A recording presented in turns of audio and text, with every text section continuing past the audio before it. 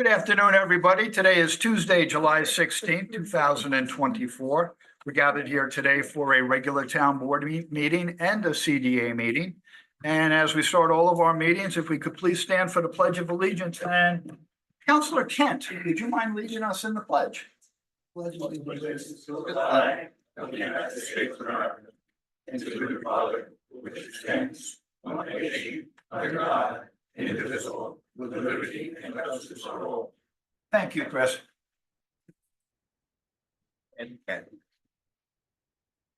Okay, Councilman Rothwell, do we have somebody for an invocation today? We do. We are honored today to have James Whelen from the Church of the Harvest right here in Riverhead to come forward and lead us in our invocation. We have him here today.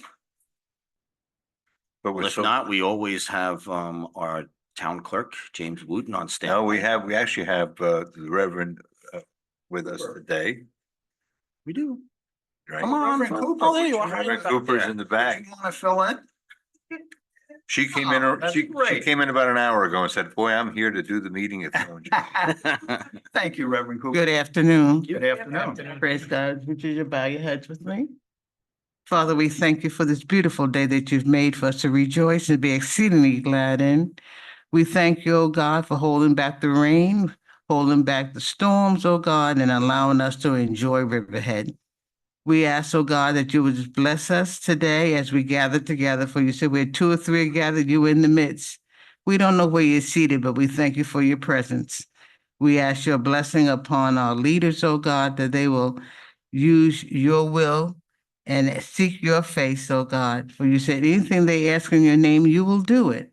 And we thank you right now for our town. In Jesus' name, amen. Amen. Amen. Thank Thank you you, very Reverend much. Cooper. Always great to have you here. Okay, I have a couple announcements to go over today. First, we have a quick technical note. Our IT team has been diligently working to solve what I'm told is a hard drive failure of the Hypercaster, which I knew right away that's what it was, and I told them that. And our channel 22 booth can only stream live. So if you put on 22 an hour ago, there would not have been anything on it. If we're on live actually doing a program, it will be on as the scheduled time is scheduled, the time for the show to come on. They're expecting the part sometime today, and hopefully we will be back on track later today or by tomorrow with channel 22 up and running with all the streaming versions of the meetings also. Okay, earlier today, the town board and I went out to Southold Town Board and we had a joint work session. We discussed tourism, agriculture tourism, short-term rentals and water conservation, among other things. This is a meeting that Supervisor Krupski and I had talked about, and he suggested we come out there for the first one. I agreed. And I think we're going to do this a couple times a year. Next time they will come up here to us.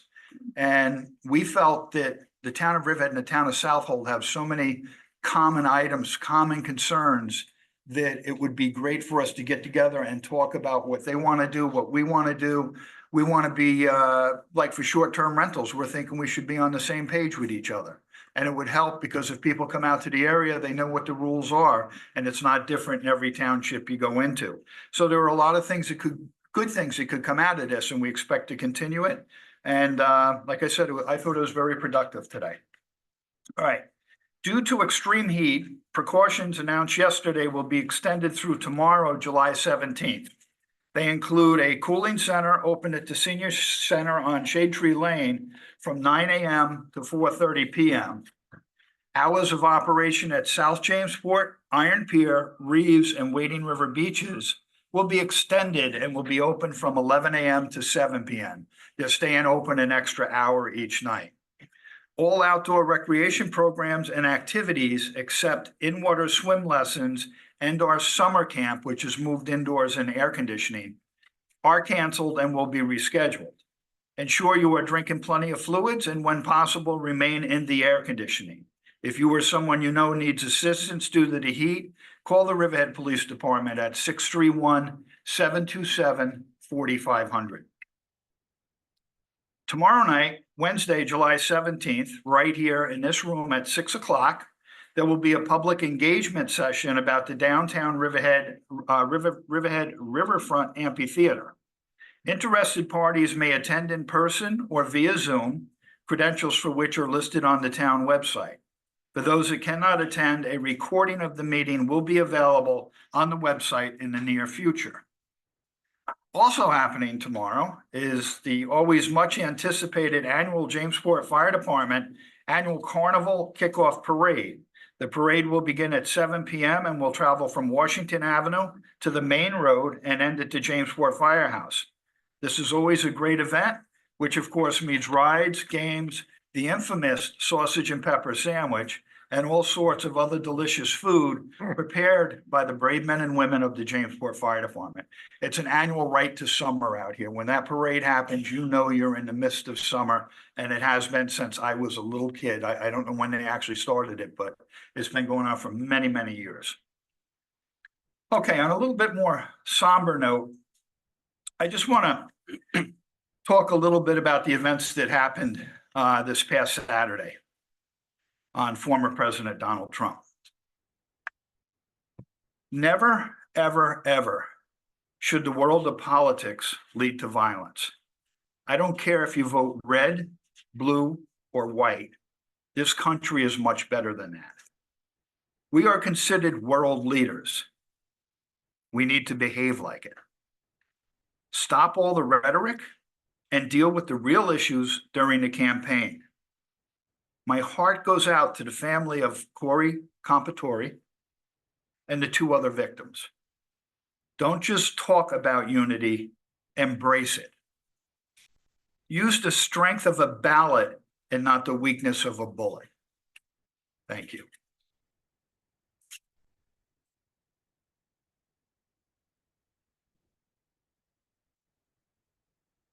We are moving on. We have, Mr. Wooten, do we have correspondence and reports? Do we ever? Actually, we received over 35 letters this past round in the last few weeks.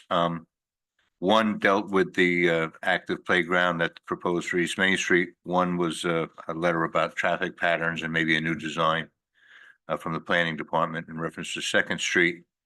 We had 17 letters dealing with the comp plan, 3 for reference to today's public hearing on the 2-family dwelling in Calverton. I'm sorry, 3 letters. 4 letters of Agri-Tourism resort zoning, 9 on the moratorium, which I think was addressed at the last meeting, but the letters came in after the deadline, so I incorporated them in this agenda. And then 1 concerning battery storage. I just want to note that there was 35 entries today on the agenda for communications or correspondence, I should say. But there was more than 35 people. There was a couple of what I call petition letters, which were like a Me Too that people signed and turned in from the heart of Riverhead and from Jamesport Civic. But I just want to make sure that all those people have been listed. So on the agenda, you'll see their names. The letter was only scanned in once. I wasn't going to scan in duplicate letters, but all their names, so everybody will be heard. So just want to let you know that you will be counted and your name has been recognized. And that's it for correspondence. Under reports, the tax receiver total utility collection for the month of June was $394,872.97. The Riverhead Building Department collection for the month of June was $147,992.25. The Riverhead Town Clerk collection for the month of June was $10,523.24. And we also received the independent auditor reports for both all 3 of the Riverhead Fire Department, the Jamesport Fire Department, and the Wading River Fire Department for their 2023 independent audited report. And that's it for reports. Okay. Moving on, we're going to go to our first public hearing. First public hearing scheduled for 2 o'clock. It is now 2:18. It is regarding a special permit in the RLZ zone, and I would call Greg Bergman up. I would probably use the white clock and not the number clock. Is that the clock off? Yeah. Okay. All right. Thank you, board members. For the record, my name is Greg Bergman, Senior Planner with the Riverhead Planning Department. What we have today is a public hearing for a special permit application seeking approval to construct a approximately 15,000 square foot medical office on a 3.45 acre parcel of land located at 374 Main Road in Aquabog within the Rural Corridor Zoning Use District. The property is located on the northeast corner of Main Road and Union Avenue in Aquabog. Special permit is required pursuant to town code to establish such use. This application has been with the town now for several years, going back to at least 2019. There were initial applications and iterations of this plan that the applicant and property owner had sought guidance from both the planning board and the town board. There were early discussions about whether it was going to be a single two-story building. There was a version that was a campus style layout, and there was also a version which is before us, which is for a single-story building located close to Main Road with the parking behind it. Both the planning board and the town board desired the single-story building as opposed to the campus style layout. The thought was keep the buildings further away from the residential properties located to the north. So just procedurally, the town board did classify this action as a type 1 action pursuant to SECRA. We initiated coordinated review. The town board issued a negative declaration by resolution number 2024-646. One of the major components of the SECRA review was a traffic impact study, which was prepared by the applicant and reviewed by the New York State Department of Transportation. Resulting from that traffic impact study, the application will recommend the installation and will result in the installation of a traffic signal at the intersection of Main Road and Union Avenue. And it will also incorporate an eastbound left turn lane for people traveling east on Main Road to make a left onto Union Avenue. In terms of access to the site will be taken from Union Avenue. There will be no direct access on Main Road. There will be new sidewalks and walkways along both frontages of the site. The application I did provide, so on this, Chip, if we could just zoom in a little bit on the site plan. Go back. Yep. We can just zoom in a little bit. No, if we can go back to that first page. All right. So yes, so this sees the location of the access point on Union Avenue, which is located towards the northern portion of the property. Now there is a 55-foot wide scenic buffer easement, which was put on this property as a result of a prior subdivision. That is proposed to remain undisturbed in its natural state. So the access will be from Union Avenue. They are providing their parking supply via pervious pavers. They do not need any variances from town code as the application is proposed. I do have, Chip, if we could go down a couple of slides, I believe it's page 4. If we could just zoom in on that picture. So we do have renderings of the proposed building. In terms of the materials, the application proposes to utilize cedar rain screens, horizontal tongue and groove cedar siding, insulated windows with black anodized finish, and white ephes, which does comply with the guidelines for building aesthetics for buildings within the Rural Corridor Zoning District. Just for record, that says that non-agricultural use buildings should echo the character of the district's residences or farmhouses in terms of shape, roof line, and massing. The exteriors of buildings shall utilize natural cladding materials such as wood, brick, stucco, stone, or a combination of such materials. The use of synthetic, metallic, and reflective materials should be avoided. So to that extent, this application does comply with the guidelines. They are proposing to retain some of the existing vegetative buffers along Main Road, as well as supplement it with additional landscape plantings.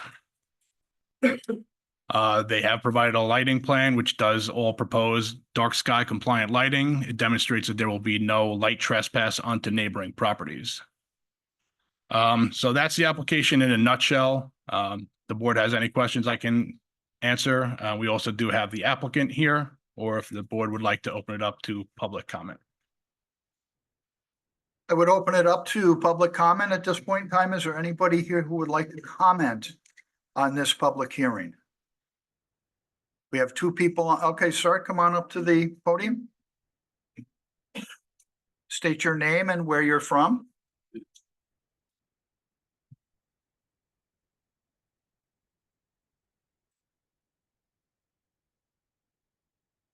My name is Walter Binger. I live at 470 Main Road, one of the first residences on the north side after you pass this lot. I do have a question on the size. The size is 15,000 square feet. Is that correct? Yes. And that is because there is a proposal that limits it to 15,000 square feet. So I think it's 14,999. So somebody's done some really good designing.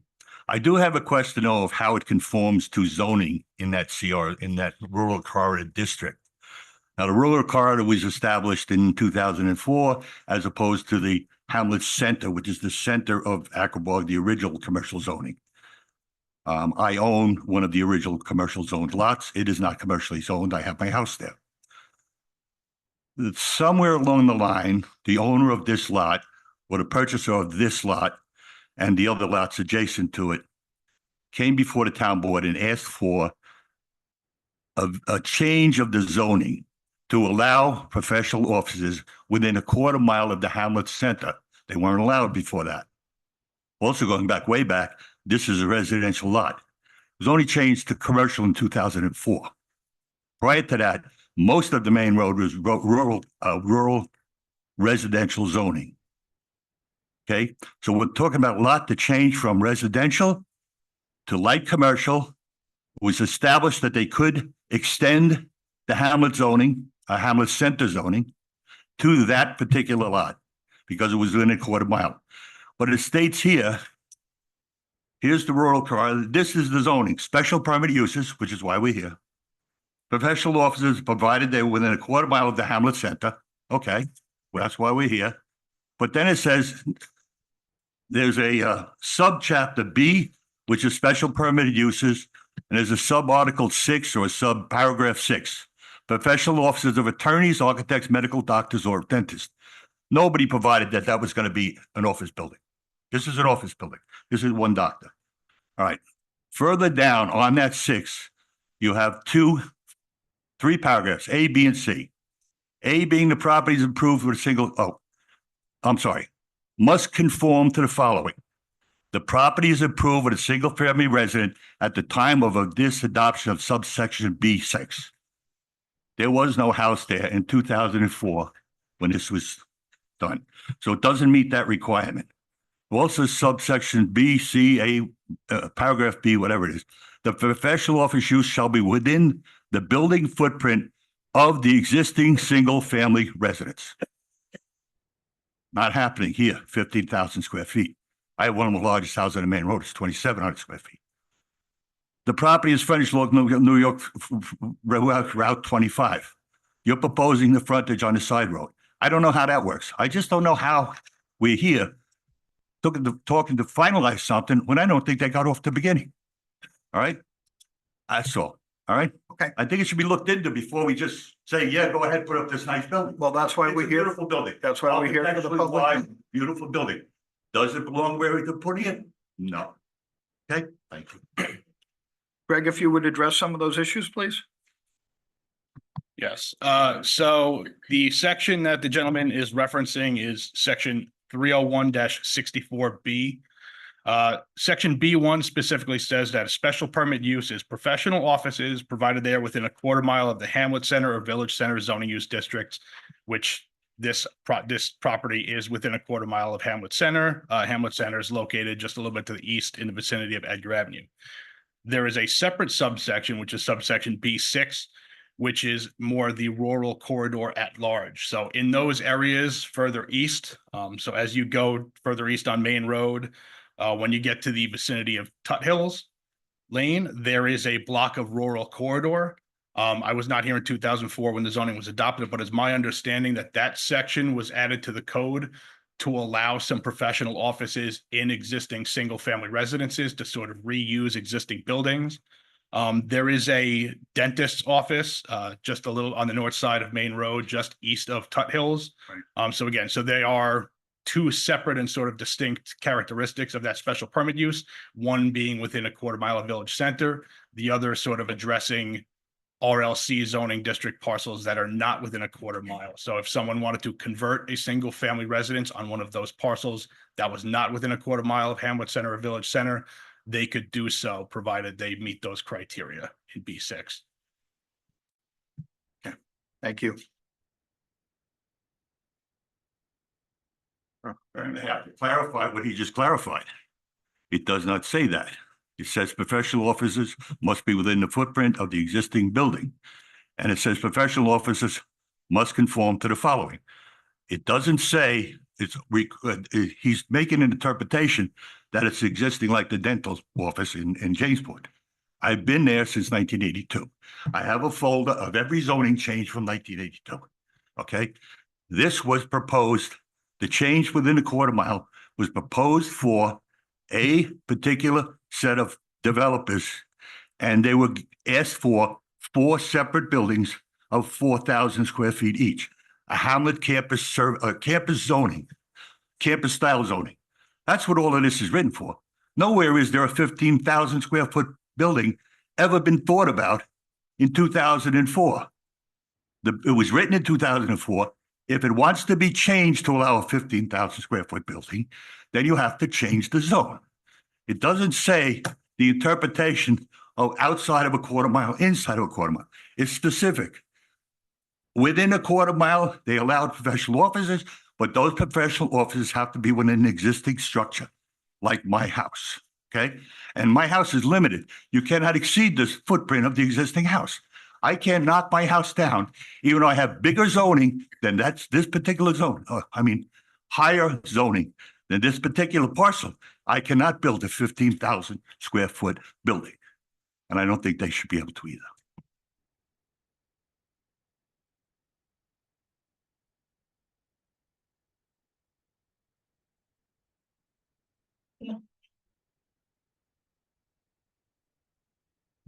Hi, Cindy Clifford, Riverhead, and I want to second what Tim said about I spent the morning in the emergency room with my mother because she was dehydrated. So pump water into your system and your mother's.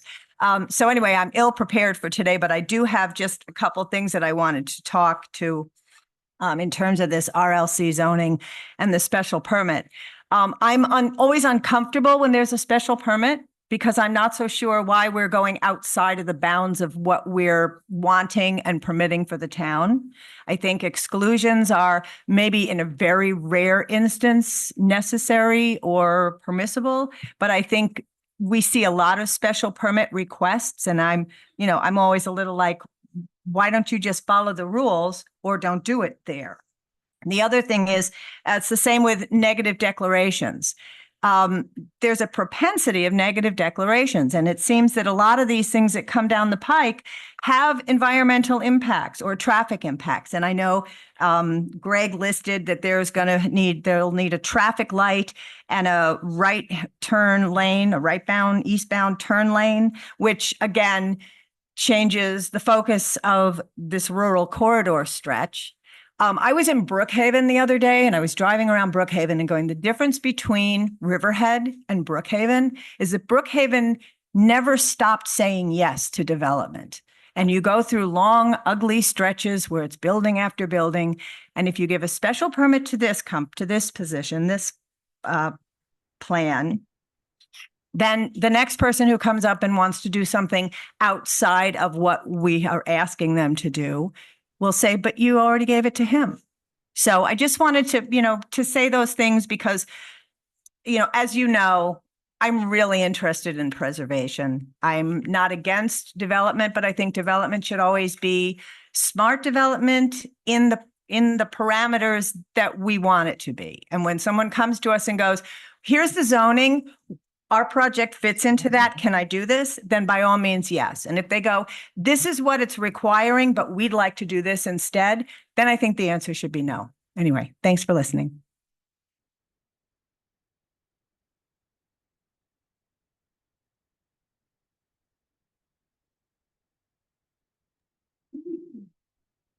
Good afternoon, Update-DGEIS and Greater Calverton Civic Association.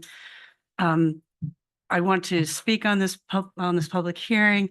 Just want to thank the town board members at this moment for attending the South full town board work session this morning. So as a leader of the Civic in Calverton and listening to a few Jamesport residents that I have over the last couple of weeks and looking at the plan for this project today, it seems to me that it's out of character with its hamlet. In addition to what the previous two speakers brought to you with their specific objections, I'd like to add that the character of our hamlets is very important. And keeping that quality of life while we develop and preserve is the inflection point we need to keep in our uppermost in our minds. If you could keep that in your mind now as you hear from us, really appreciate it. I do stand with the residents who say, hey, we've got a place for this, but it's not here at this corner. Thanks very much. Thank you, Takmi. We have anybody else in-house who would like to comment on this public hearing? Okay, Kim, come on up.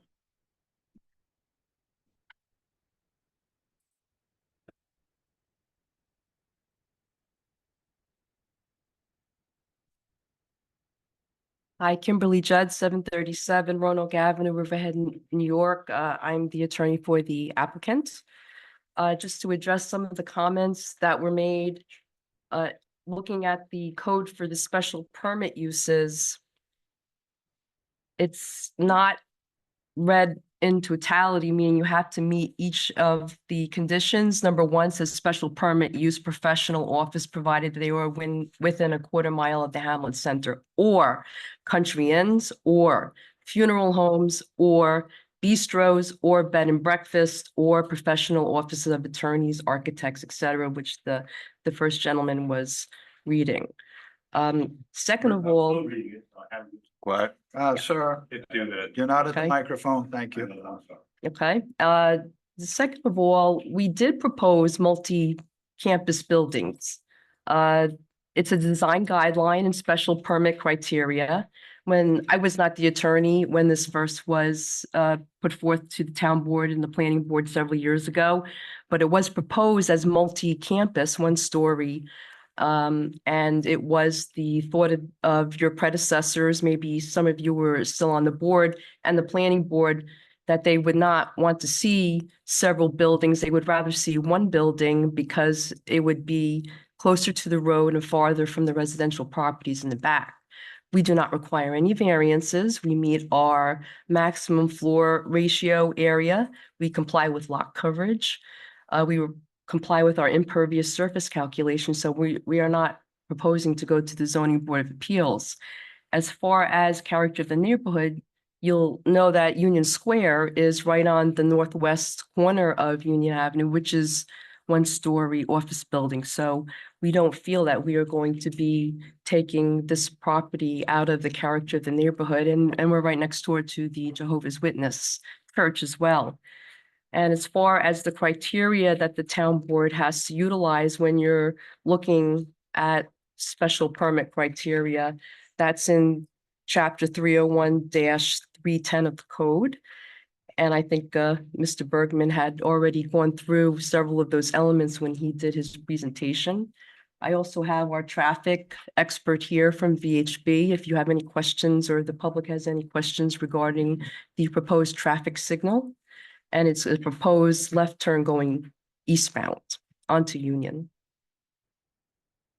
I do have a question if the traffic expert could come up. Yes, his name is Ryan Winter.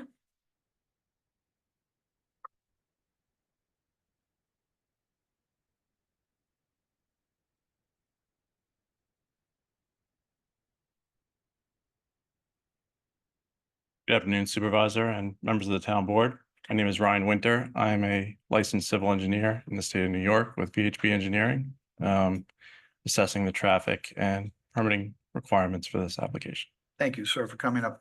Some of the correspondence we've gotten from people in the community are concerned that if a traffic light goes there between at Union and Main Road, You have a traffic light at 105 and 25, and then you have a traffic light at Edgar and 25. The traffic is really going to become backed up and congested there. Can you address that point? So the purpose of the traffic signal at that location is to mitigate future and existing traffic conditions with vehicles turning from Union onto Main Road. And as most people in this room are currently aware, it is difficult during peak hours to make that movement. So as part of this application, we were requested to assess the viability of putting a traffic signal at this location to try and mitigate some of those concerns. So we went through the process of going through what they call a traffic signal warrant analysis, which involves assessing the traffic volumes on both the main road and the side street and seeing whether it's applicable or appropriate to put a traffic signal at that location. Not that it would require one, but you could put one there.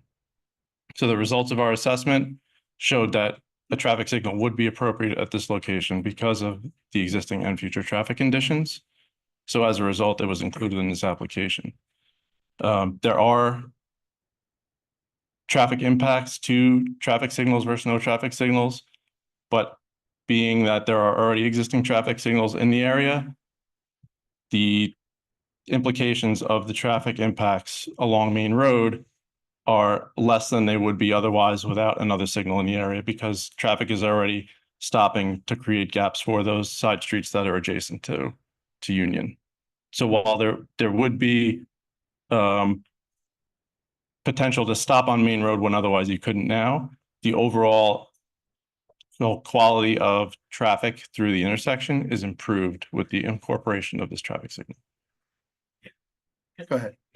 So Ryan. Yep. I understand their concerns. You're talking about getting somebody off of Union, making a left onto Main Road, headed east, right? Yep. But the big concern, first of all, West Lane has that problem. Church Lane has that problem, and so does Tuttle's Lane, number one.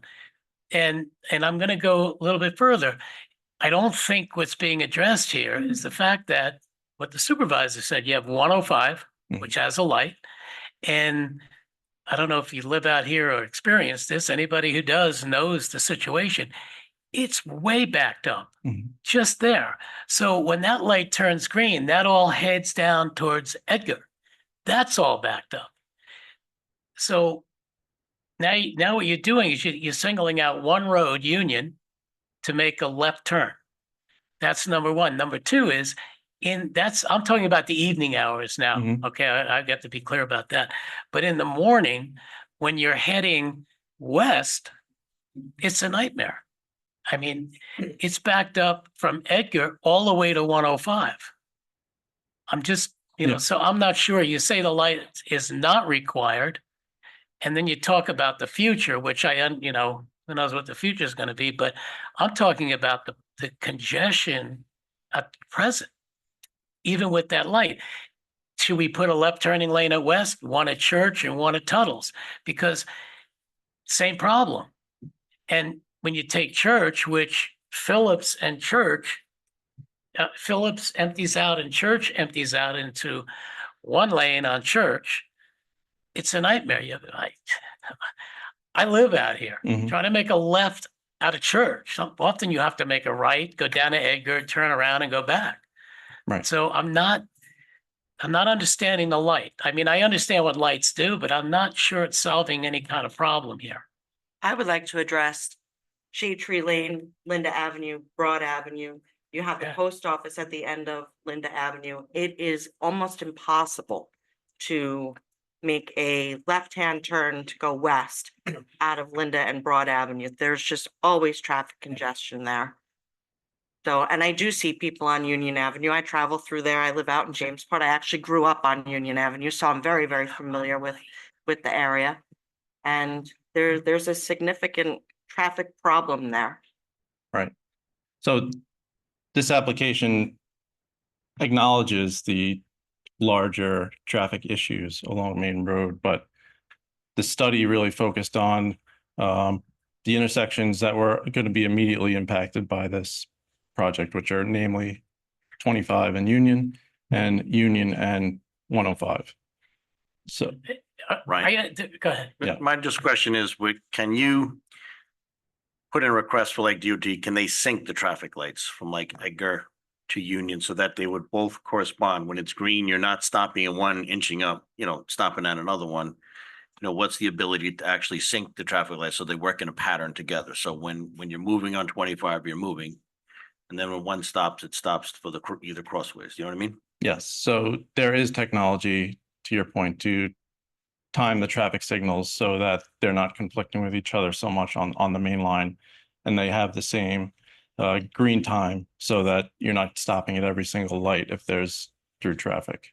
Whose responsibility would that be? Well, that would be coordinated with the state DOT, their traffic signals. So that effort would be coordinated through them. Could there a request come from the developer, upon the installation of the light that it corresponds and becomes sync with the adjacent lights? We could, Ease yeah, some of the we could make tie-up that concerns? request. I mean, we presented the state DOT with this development of a traffic signal at this location because it was at the request of the town initially that we look at incorporating a traffic signal at this location. If that's something that isn't desired by the town, we can go back to the state and ask them to potentially remove the signal from the project. Well, again, to follow up with Joanne, Shade Tree and Linda, even if you sync the lights, Mhm. the traffic there is already snarled.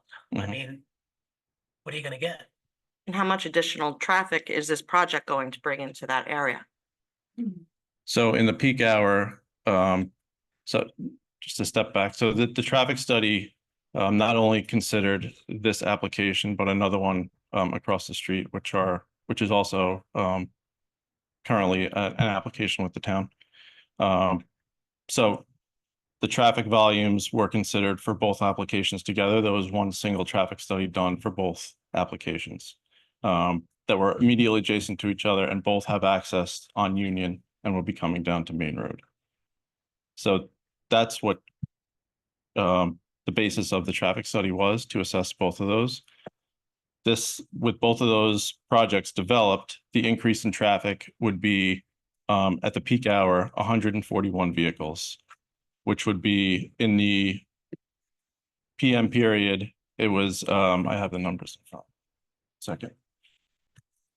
I don't want to misspeak.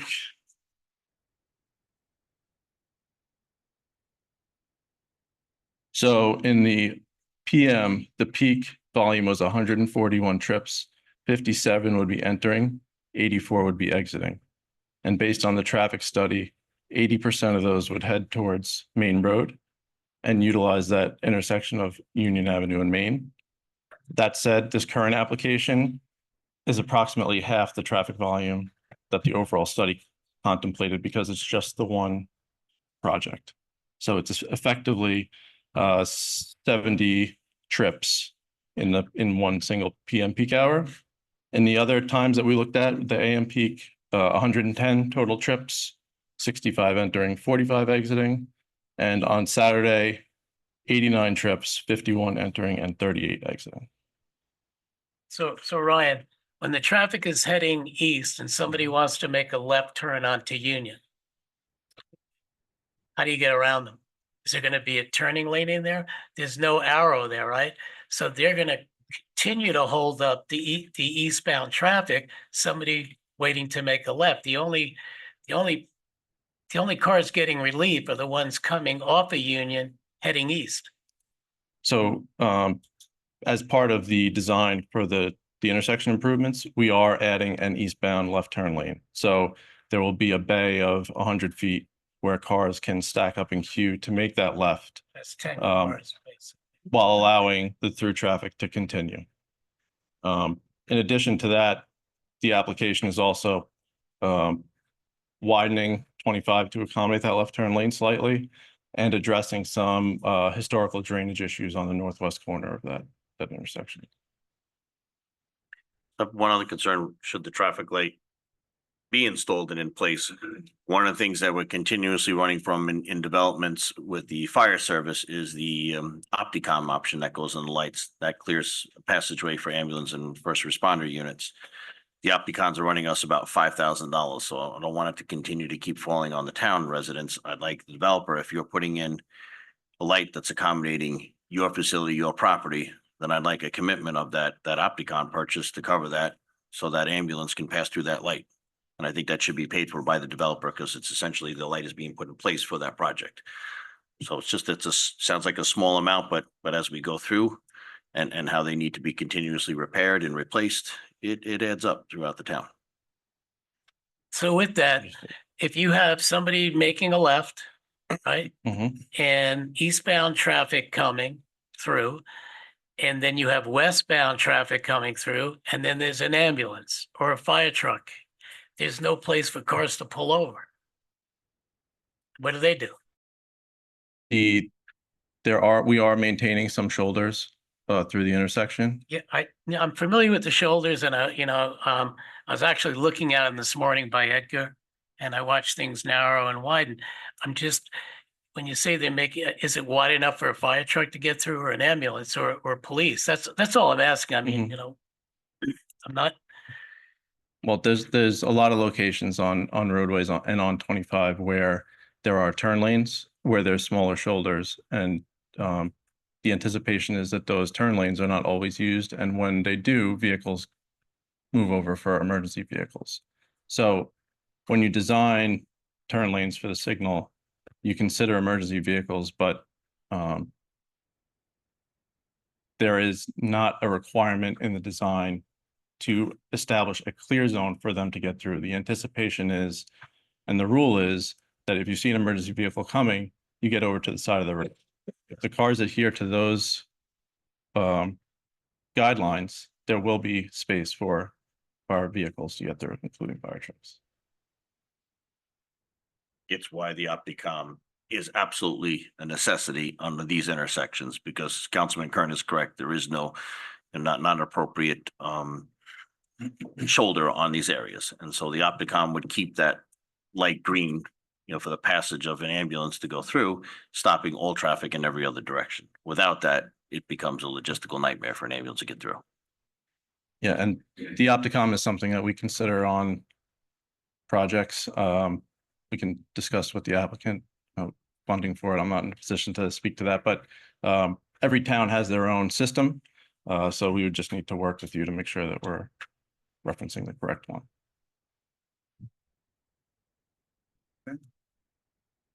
Good. Thank you for your answers. Thank you. Do we have anybody else who would like to comment? I know we have. Go ahead.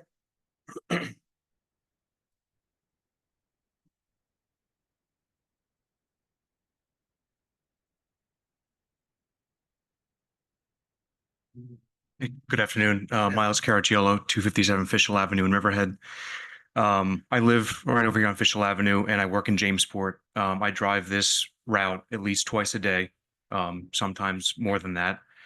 But one question I have for the traffic expert would just be as to when during the year this study was performed, because driving this 12 months out of the year, there is a large variance just in the seasonality of the traffic.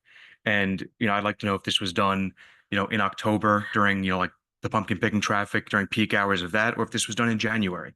Because I think that, has a lot of impact as to, what this study actually provides to this application.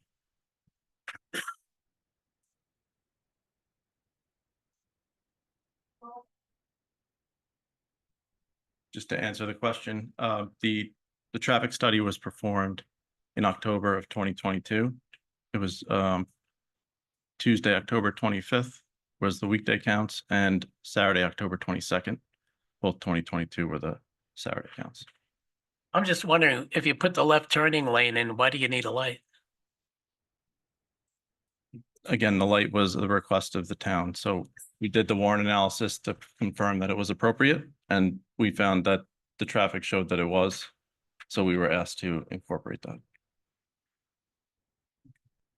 Thank you. Welcome.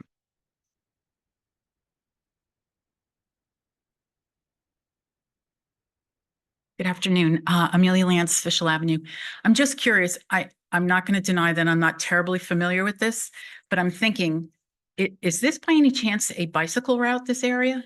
Because that's something also to consider, as we know there's been some very unfortunate accidents on that road, and that's something also to consider.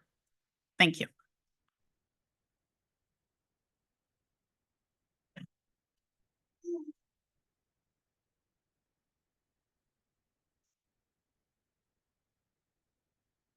Marilyn Banks Winter, resident of Riverhead, and I grew up in the area.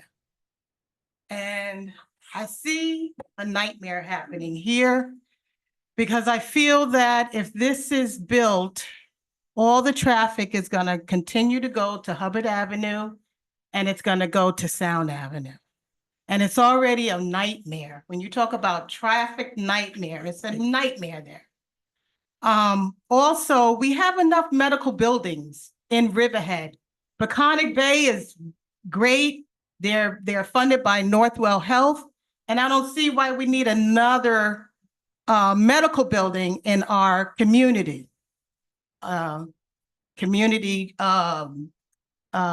center, yes, for the children, but not another medical building.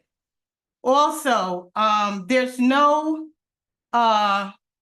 throughway to, even if you decide that you want to put the traffic signals for our emergency responders, all you have is a walkway there. There's no bike areas for the bikes to go through. I'm just now hearing about this project, so please excuse me if I don't have all the facts right. But I think we as a community need to understand what we're getting ourselves into. Because a lot of people, and I don't condone, too much building, although I am a builder. But I think in some areas we need to preserve. And in this area, we need to preserve. I know Attorney Law, and she mentioned about the church. It's across the street. It's not on the same street. And I'm not family members with Mr. Winter, although my last name is Winter. But I think this whole thing needs to be reevaluated. I think more studies need to happen if you're going to even entertain it. And that's basically what I came up here to say, is that we do not need another medical building here in Riverhead. We have enough. We have a plethora of medical buildings here. Thank you.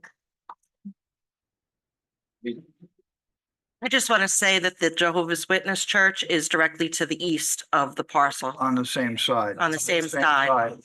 That's the Lutheran. With Shade Tree Lane. No. No, Where is Union- this? Union Avenue. Okay, Union. So I think You're you right, should though, talk on to the that. church and see what they say. Because they want to be their neighbors. So it would be beneficial to talk to your neighbors to see how they feel.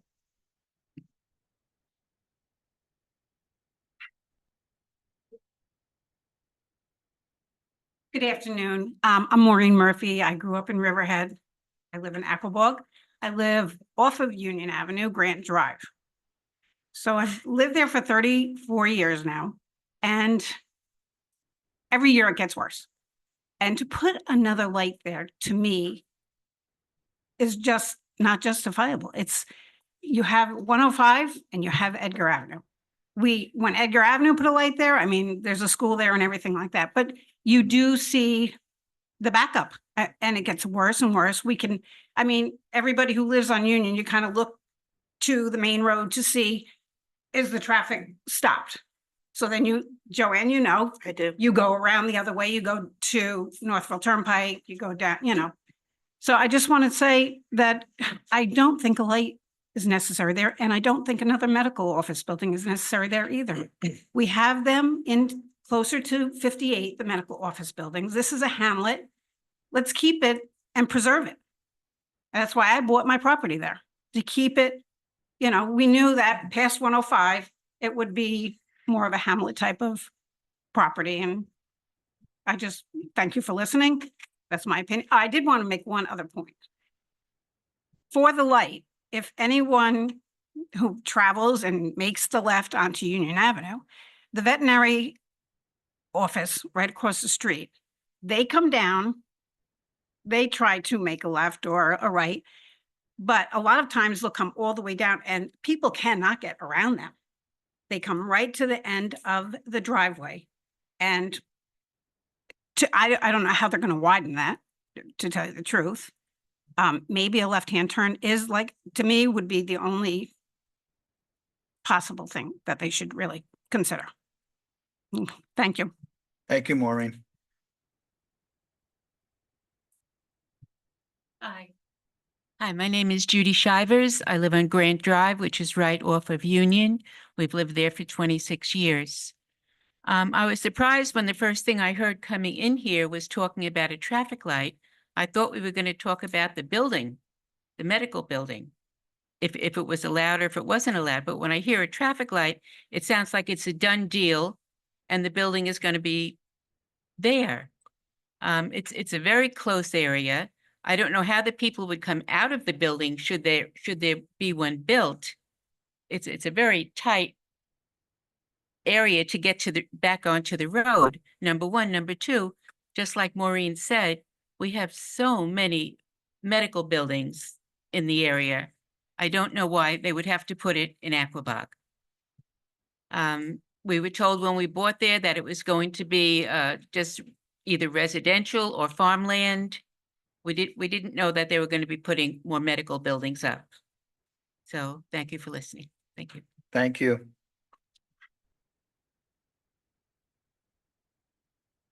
Hello. Hello. My name is Stephanie Visek. I also live off of Union Avenue on Grant Drive. Beautiful neighborhood, by the way. It is, yeah. I am concerned with increased traffic issues. I don't know if anybody, I mean, you guys all live around here, but during the fall, when you go to make a right off of 105 onto the main road, you cannot move. And I'm afraid that if you add another traffic light, that is going to back up and people are going to want to take Hubbard and then they're going to want to take Peconic Bay Boulevard and it's going to pour into the South Streets. And if you choose to come through 105 from Riverhead, that traffic backs up to 7-Eleven now. And if another traffic light is also not synced in, like you said, but if it is like not synced in, that traffic could back up to God knows where. And it could potentially cause a ripple effect and affect the entire traffic flow of town. So that's what I am is a consideration. And I'd also like to bring the attention back to the medical buildings. I did do a research this morning. There are at least 14 medical offices that are available for lease or rent on 58. Well, not on 58, but in Riverhead Town right now. So if somebody wanted to rent it or lease it, they're there. They're available already.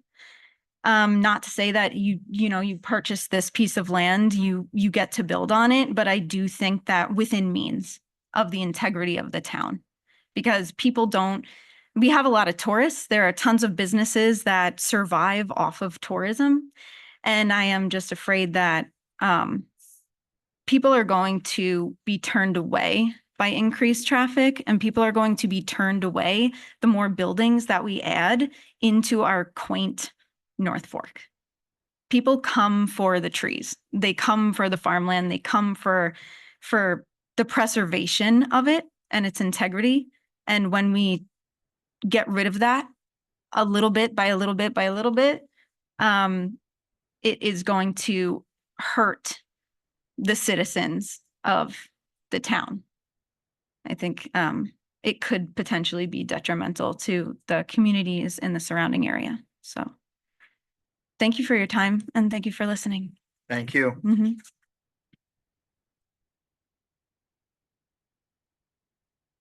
We have people online, Chip?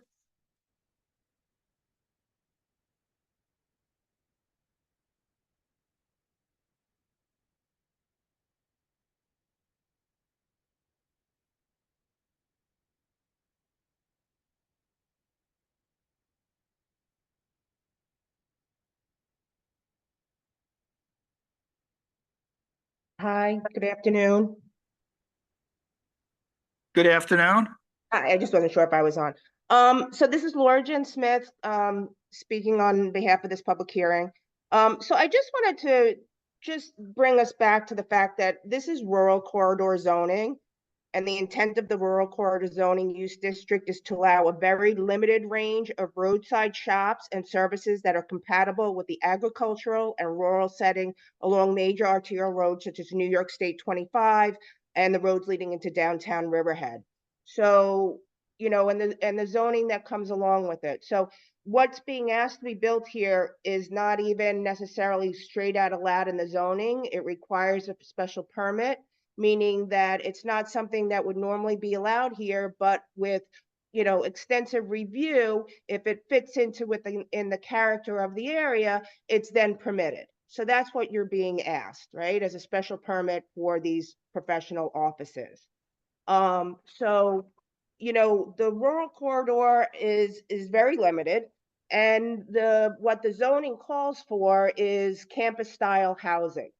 And campus style buildings, not to be more than 5,000 square feet and not more than 25% impervious lot coverage. And what you're being asked to evaluate is almost a 15,000 square foot building with 40% lot coverage and a traffic light. So, you know, I'm not sure how that fits into the rural corridor. I know all of you have spoken quite extensively about preservation and open space and maintaining the character of Riverhead. And I think that this is a unique opportunity for you to actually, you know, put your decisions with what you're professing. Because this is something that is very large. I don't think there's any other buildings in the rural corridor that are anywhere near 15,000 square feet. I don't think, you know, the 40% lot coverage of the parking that they want to put in are 100 spaces. I know they want to put them as, call them pervious services, but they're still considered hardscape, the same as a paved parking lot, which you have the decision to say that that is 40% of the coverage on the lot.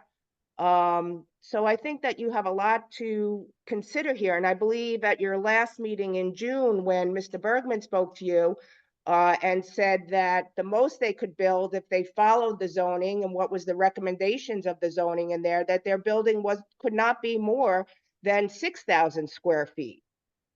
So to turn around and ask for a greater return on investment by the developer and build a 15,000 square foot building with 40% lot coverage and trying to get around that by impervious surface, I think this is where, you know, you as council people need to take a look at our zoning and kind of protect it. You know, we're in the middle of a comprehensive plan. I'm sure all the work we do with the comprehensive plan, and another board came in and said, well, you know, that was a nice thought, but we're not even going to bother, you know, adhering to any of it. You would see the fault in that. And so I hope that you take a look at this and really consider it. It's a few other things. If you do move forward with this, I know that you can put special covenants on this. I think that a couple of the covenants that you would do with this would be, that I would ask, hopefully you would consider, is that any of the pervious surfaces could never be changed to impervious surfaces. That there's a complete drainage plan, because we know with the pervious surfaces, they turn very hard and almost pervious at points. And also a maintenance plan that is spelled out and bonded for, so that it is maintained. And I just wanted to point out one other thing. I know when Mr. Bergman was talking to you about this, he compared this many times to the buildings on the west side of Union Avenue. I believe that when those were built, they were built under business CR zoning, which is a totally different zone than the rural corridor zoning. So to take these buildings and compare them without saying they're under a completely different zoning code than what you're looking at, and saying, well, we can build this because we built that, is very misleading. So I'm just wondering if that was built under rural corridor, the west side, when you spoke about it or not? Matt, do you have an answer to that? Because I'm not sure. That was before my time on the board. No, those, so to the point, those buildings on the northwest corner do predate the RLC zoning district. Doesn't change the fact that they are there. They do contribute to the character of the area. They are office buildings. And I did scale out, and I will acknowledge they were built under a different zoning code. But when you look at the total, there's sort of a difference between lot coverage, impervious surface. When we talk about just, I'll throw out the term, a total developed area, both of those properties on the northwest corner, when you scale out the amount of developed area, meaning parking areas, building surface, both of those properties are at about 40% of total developed lot coverage. So even to Ms. Jen Smith's point, I will acknowledge the RLC zoning district does have a 25% impervious surface coverage.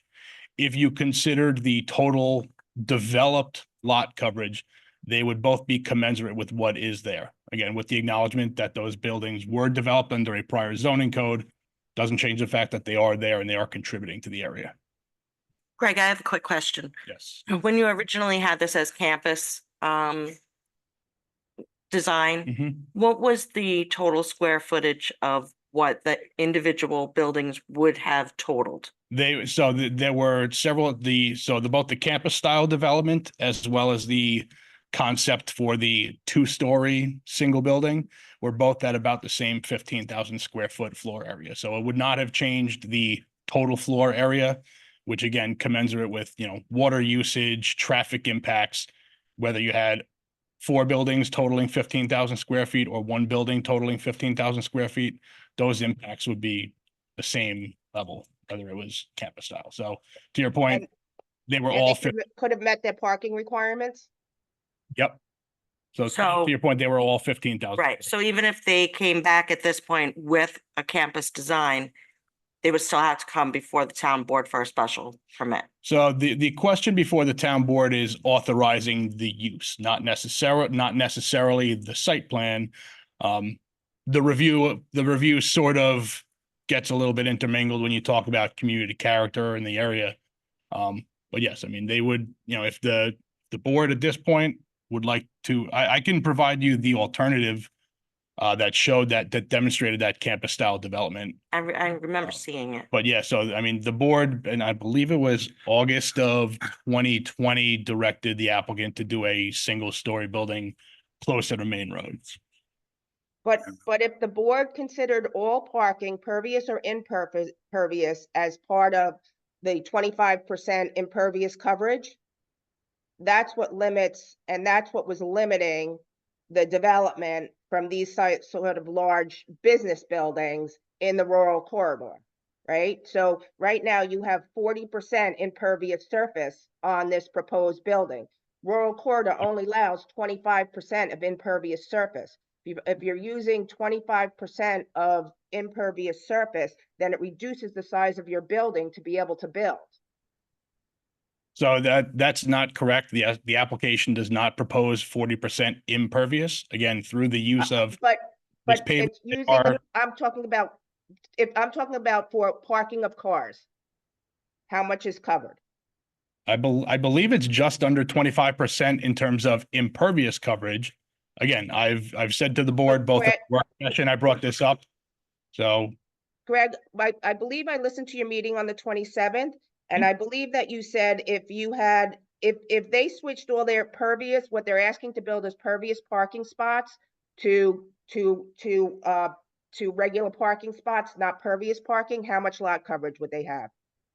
Well, so that's correct, but that is not how those uses in pervious versus impervious. That's not how it's currently defined in our code. I get that, but that would be 40% then, right? Correct, which again would be commensurate exactly with the trees on the north. And as the board figuring out a special permit, you have the opportunity to maintain the rural corridor and say whether it's pervious or impervious, it doesn't matter. You only want 25% of lot coverage for parking. It doesn't matter what it's made of. you have the opportunity to do that to help protect this rural corridor. And that's what we're asking you, to make sure that whether, you know, a parking lot is a parking lot. It's not going to change what it is, whether it's gravel or whether it's, you know, gravel and rock, and then, you know, it doesn't matter. It's still a parking lot. So when they did the impervious surface, the intention was that was considered where cars would park. So you have the option, this is a special permit, so you have the option to say anything that's a parking area, we're considered in hardscape at that 25% and limit it to that. And that helps maintain the rural corridor, you know, zoning. That's your option as a board. Yeah, And so so that's the planning we're department, we did propose to the board a code revision which would address the use of pervious versus impervious surface. So to that point, she's not incorrect. But right. Yep. Which would reduce the size of the building, correct? Correct. To about 6,000 feet?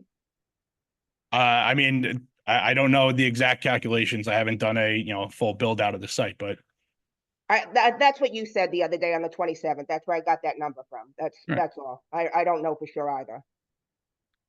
But that's certainly more fitting with the rural character. And if you put that into 4 buildings at 2,000 square feet each, or 1,500 square feet, or even 3 buildings, you know, that really goes more with the rural corridor zoning that is in the zone. Anyhow, thank you for listening. Thank you, Laura. Sir, just give me a minute since you already spoke, because I still have somebody online. No problem. We have one more online still? 2 more, okay.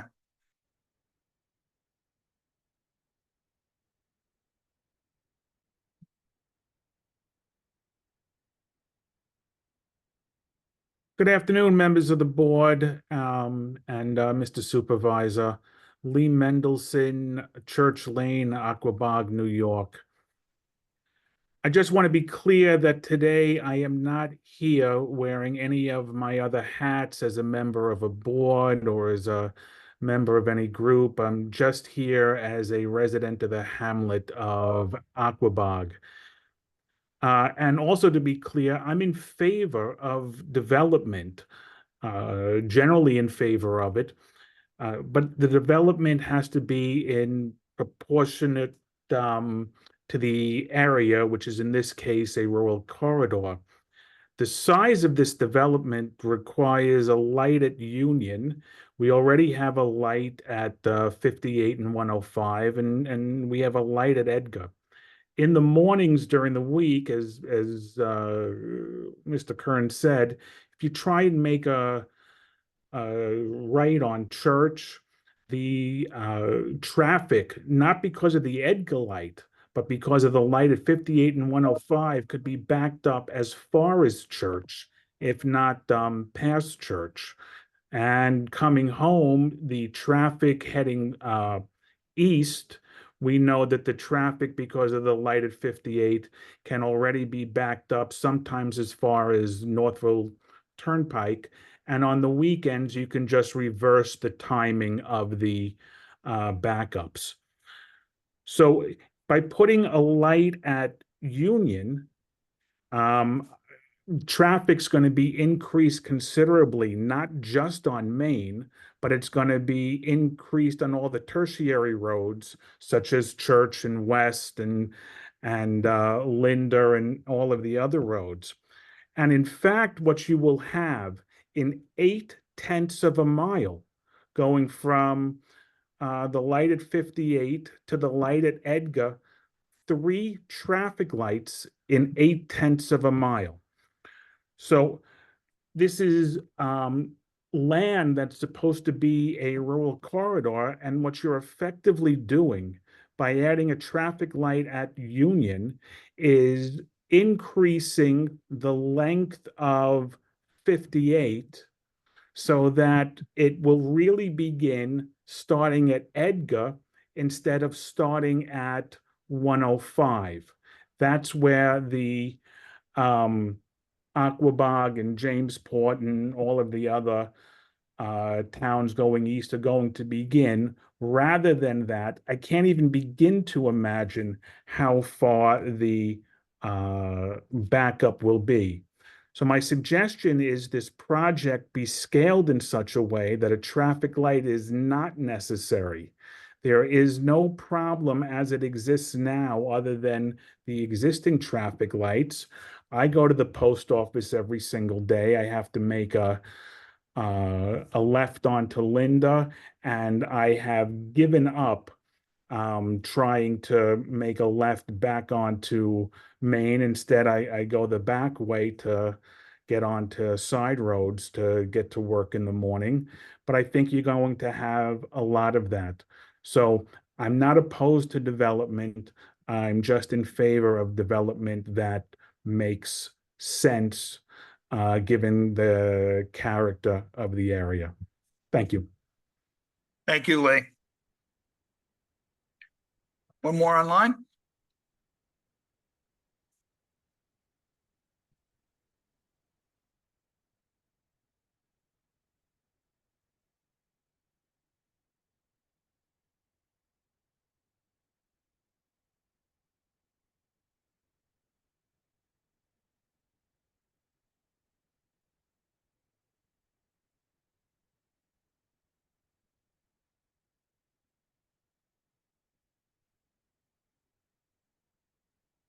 Later. Nope, not there. Okay. Mr. Binger, come on back up.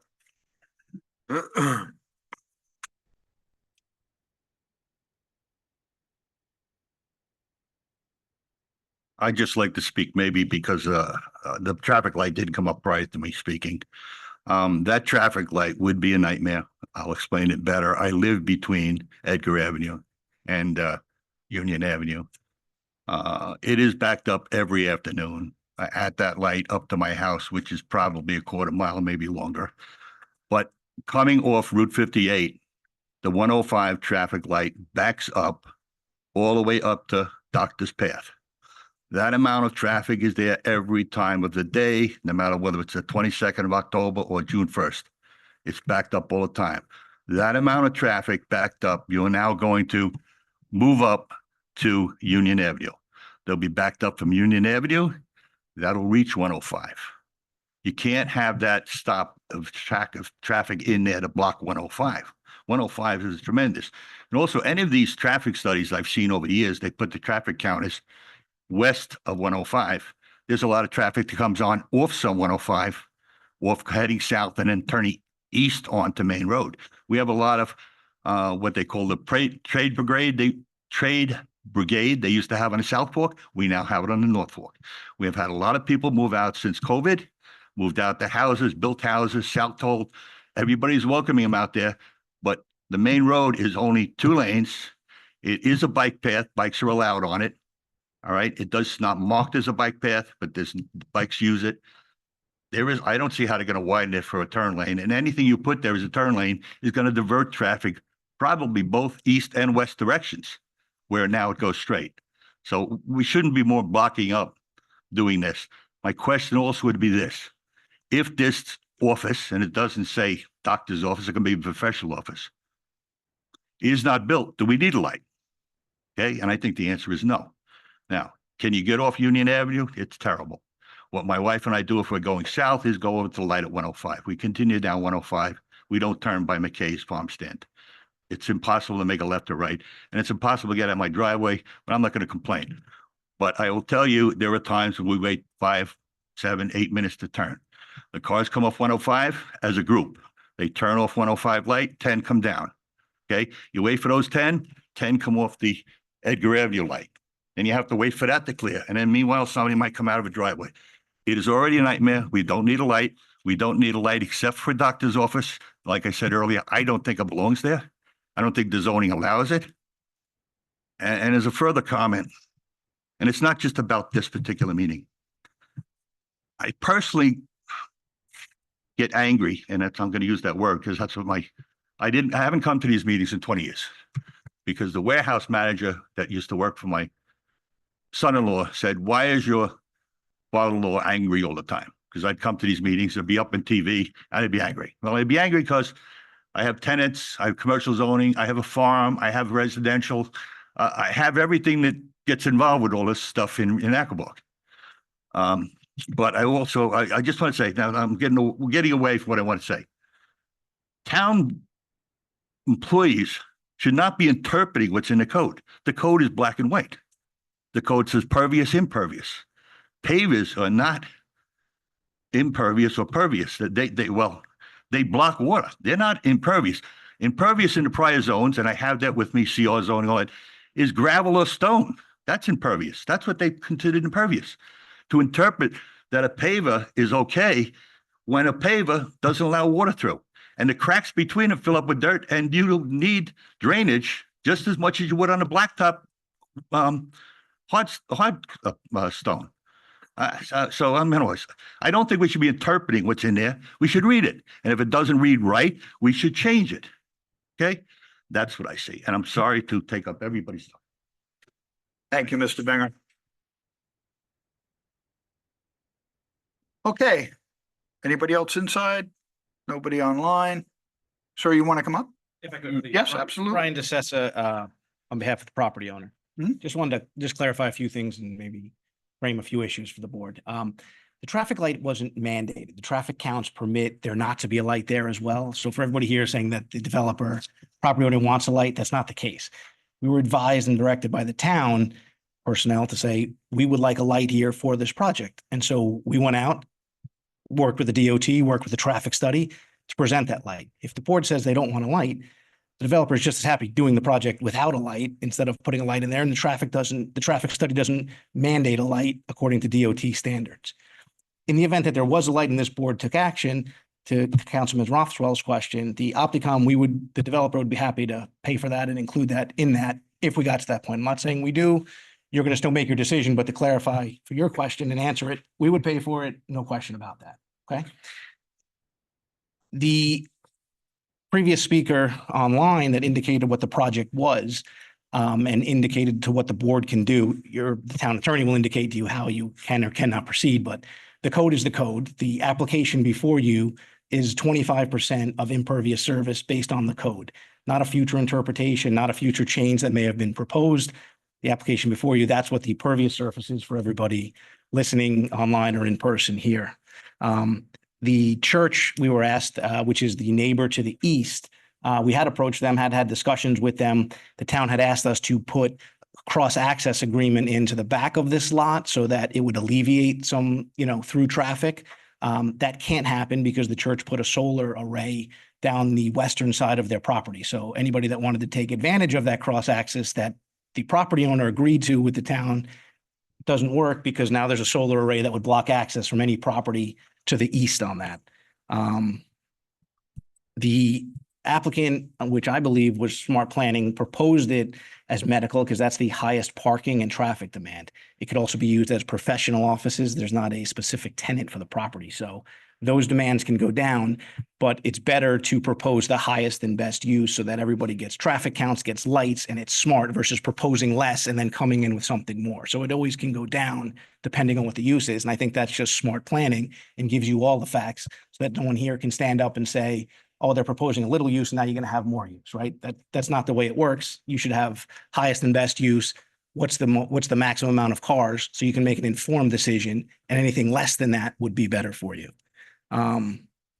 There is a full drainage plan. There is a full engineered set of plans that's on file with the town. So to speak to some of the online comments, and I would be happy to answer any questions that you might have had on behalf of the property owner, or any conditions you wanted. We'd be happy to have that discussion anytime. So thank you. Thank you. Okay, having not seen anybody else, I will make a motion to end this public hearing. It is now 3:23. And we will keep it open for written comment for 10 days, which will be July 26th. So open for written comment till July 26th. Moving on to our next public hearing. It's a hearing to amend Chapter 257 called Food Trucks. And I guess Matt is going to come up and. Yes. All right, for something near and dear to my heart, which is my stomach, this is to change the code 257, which is currently peddling and soliciting to incorporate regulations for food trucks. If the town board's aware, we do have a lot of food trucks operating in town, but they're not regulated right now. So going through code revision, this was the logical place to sort of drop this in to make sure they're being regulated properly. So if you've had the opportunity to review the draft code in 257.2, we've added a definition for food trucks as well as a food truck operator. I'm not going to read that because it's pretty self-explanatory. Then onto the second page, which is 257-5 permitted activities. So this would allow the operation of one food truck as defined herein on properties where the principal use of the property is a restaurant, brewery, farm brewery, distillery, farm distillery, wine tasting or vineyard. And then the siting of multiple food trucks on a single property shall require the filing and approval of a special event permit pursuant to Town Code Chapter 255. We're doing this so, you know, if a brewery, a vineyard has one food truck, it's pretty reasonable. But in case of they want to do a food truck festival, that's going to draw a lot of people. We want it to go to 255 where the board can review to make sure that special events happen properly. In terms of the application process, it's going to be as drafted, pretty similar to a peddler's license. They'll go to the clerk's office. Some additional criteria that a food truck will need to meet. They'll need to comply with the Suffolk County Health Department requirements for this. There's a special permit that they would get from the health department and also comply with the fire code. And then finally in 257-8, which are the restrictions, this is kind of the meats and potatoes of how this use will be restricted. So a food truck shall not operate between the hours of 9 p.m. and 5 a.m. Two shall be located at a minimum of 500 feet from the main entrance of any eating establishment or similar food service business. Excuse me 1 second. Sure. You 8 said p.m. and 9 a.m. 9 a.m. instead of 5 Yes, p.m. yeah. If you say that first one again, 9 p.m. and 5 a.m. Not operate. well, not engaged, look at, 9 a.m. to 5 a.m. Sorry, 9 p.m. and 5 a.m. Not operate between 9 p.m. and 5 a.m. that's not what our, Ours says not between the hours of 8 p.m. to 9 a.m. yes. Oh, I eat a lot at night, so it's okay. I just want to make sure everyone has the right copy. This is the one I printed, I believe, from, Yeah, maybe we're looking at it. you might have it. On the next page, it says 9 p.m. to 5 a.m. That's where I am. I'm on B, a food truck. We're on 257-8 restrictions, Yes. number 1, Hold on. 8 p.m. to 9 a.m. Are these all things that you struck? That's existing restrictions for a hawker or a peddler. So if you go to the next page, That's Yep. all struck? B, Okay. Okay, just so getting the line didn't renumbered. Go through what you struck out. It's just on the letter. Gotcha. I got it. I had Okay. the same observation. Okay. Yeah, so if you go to B, so there's a new section B, a food truck. So that's the preclusion for 9 p.m. to 5 a.m. Gotcha. Shall be located a minimum of 500 feet from the main entrance to any eating establishment or similar food service business, 500 feet from any outdoor dining area as measured from the designated location on the lot, accommodating the food truck unless such eating establishment is owned or operated by the food truck operator. So that's a competition thing. We don't want someone parking right next to someone else's restaurant with a food truck. But if you own a restaurant, and you want to have a food truck, probably okay. Shall not operate on a public right of way or in locations designated as municipal parking unless expressly permitted by the town board. Shall not operate at a municipal park, beach, marina, or other town-owned or maintained recreational facility unless specifically authorized by the town board to operate said food truck by concession, lease, or otherwise. Number 5, that is a food truck that is participating in a 255 special event that has been approved by the town board or is participating in another town-sponsored or co-sponsored event are exempt from the restrictions in B2 and 3. So that's like another live on 25 situation. So they're not going to meet the distance requirement from a restaurant for a live on 25. Number 6, operator must have permission of property owner to operate from the site and ground sign shall be prohibited. Shall be parked on improved surfaces that provide adequate room for customers and their vehicles. And then 8, shall not be parked in required parking stalls that cause the principal use to be below the minimum required parking by town code. Yeah, pretty straightforward stuff. If anybody has any questions. Nice job on this. I know that we kicked this around for a couple of years. Yeah. And to put it together the way that you have, I appreciate the work you put into it. Oh, thank you. This is going to make things a lot easier. Good. Do we have anybody from the public that would like to comment on this? Do we have anybody on Zoom? Nope. Okay. Not seeing anybody, I make a motion to close this public hearing and keep it open for written comment until July 26th. So moved. Second. Okay, all in favor? Aye. All opposed? Okay, our next public hearing, which was scheduled for 2:05 and it is now 3:28, is one-story warehouses in Calverton and Matt? Back Going again. nowhere, right? Okay, so this is a public hearing for the site plan application entitled Hildreth Real Estate Advisors Calverton, which proposes the construction of a one-story, 70,455 square foot warehouse building. So it'll be divided into 3 tenant units, each with an office, restroom, managerial office, as well as 7 loading bays. The site plan also proposes 2 outdoor storage areas, about one's 34,750 square feet and the other is 31,000 square feet, with related site improvements including parking, lighting, and landscaping and on-site drainage. This is a 10-acre parcel known as Lot 26 of the Calverton Camelot 2 subdivision in the PIP. So that is in the industrial core at EPCAL, situated at 1001 Scott Avenue, Calverton, more particularly identified as Suffolk County Tax Map number 600-135-1.10-1-1. I will turn it over to Mr. Kent, who is the applicant's attorney. He has a couple things to say, and I think we could probably open to the public. For the people listening, and Matt mentioned it, but this is inside the fence at EPCAL and it's inside the industrial core at EPCAL, just to be clear. So everybody knows exactly where this is that we're talking about. Thank you. Thank you, sir. Thank you, sir. Hi, how are you? Oh, thank you, sir.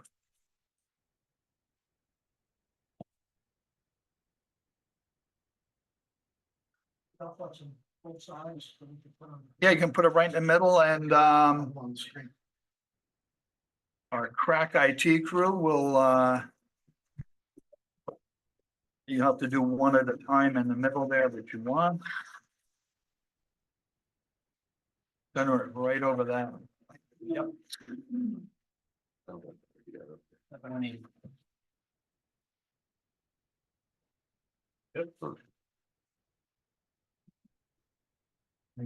Yeah, I'm looking. Ooh.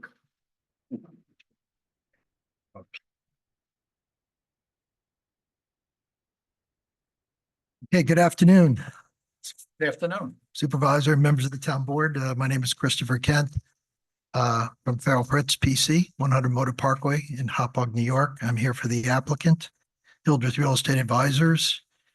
With me today is Ike Israel, who's one of the partners in the ownership of the property.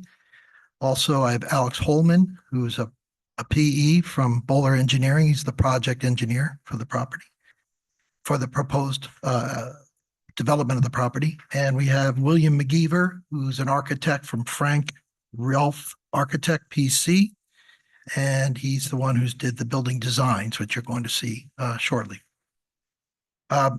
First of all, I wanted to start by saying that we submitted the affidavits of mailing and posting were submitted to the town clerk. I also drove by the property this afternoon, about half an hour before the meeting. Took a photo. The property is still posted. And I forwarded the photo to the town clerk showing that it was posted as of today. I did receive it. So if we take a look at your booklet, the proposed project the project is proposed on a 10.047 acre vacant site located at 1001 Scott Avenue within the planned industrial park zoning use district at EPCAL, also known as Lot 26 on the approved Calverton Camelot 2 subdivision map. So if you look at Exhibit 1, that gives you a location of the site. It's on the curve of Scott Avenue. Also, Exhibit 2 is the county tax map showing the parcel in relation to surrounding parcels at within the industrial park. Exhibit 3 is an aerial photo of the property. You can see it's a vacant parcel that's kind of been encroached upon by the neighboring parcels. You can see that the existing conditions of the site. The subject property is located between Island International Enterprises to the northeast, and it's a densely industrially zoned, industrial developed parcel held by the Riverhead, currently held by the Riverhead IDA, with existing buildings and outside storage. And you can see some of the storage encroaches upon this property. To the south, Excuse me, Chris. Folks? Mr. Binger? Could you guys take the conversation outside, please? It's interrupting what we're hearing here. Okay, thank you.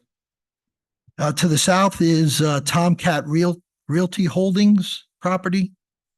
And that has an existing structure, but is primarily used for outdoor storage. On the other side of the street, the other side of Scott Avenue, you have Stony Brook Stony Brook Manufacturing that has existing structures and outside storage. The industrial park is mostly developed with industrial buildings and accessory outside storage, which is permitted under the PIP zoning district. If you go to Exhibit 4, which you can see on the screen, but you have it in your, Exhibit 4 is the view from the street. As you can see, it's got a wooded area right along Scott Avenue. Exhibit 5 is the existing survey, which you have on the screen now. It shows the property is wooded, has a wooded area near Scott Avenue. And it's encumbered by an easement area that goes across the property, which we are negotiating a relocation of that easement area with the town attorney's office. Exhibit 6 is the proposed site plan for the property.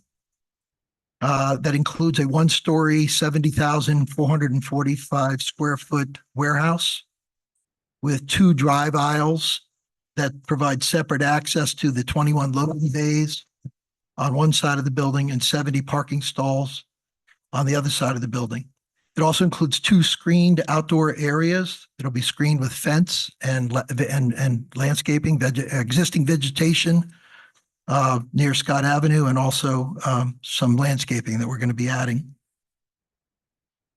The property currently, the proposed plan divides the building into 3 separate tenant units, each with an office and restrooms. We're not sure if that's the way it's going to actually be demised at this point because the tenants are still unknown. The plan also provides code-compliant lighting, landscaping, and on-site drainage.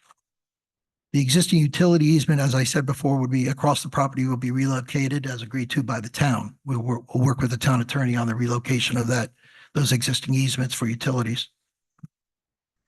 If you turn to Exhibit 7, this shows the site plan in color, and we can show that on the screen.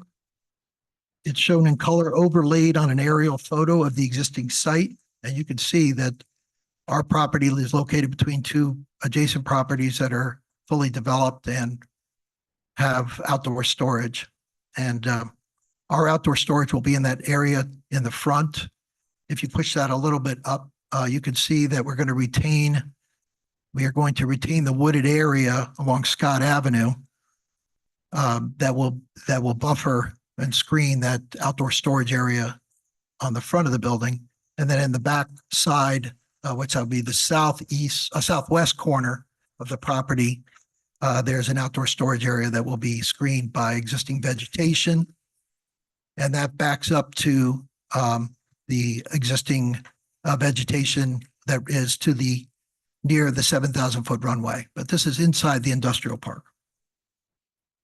Exhibit 8 is a table of lot restrictions that was part of the approved and filed Calverton Camelot 2 subdivision map.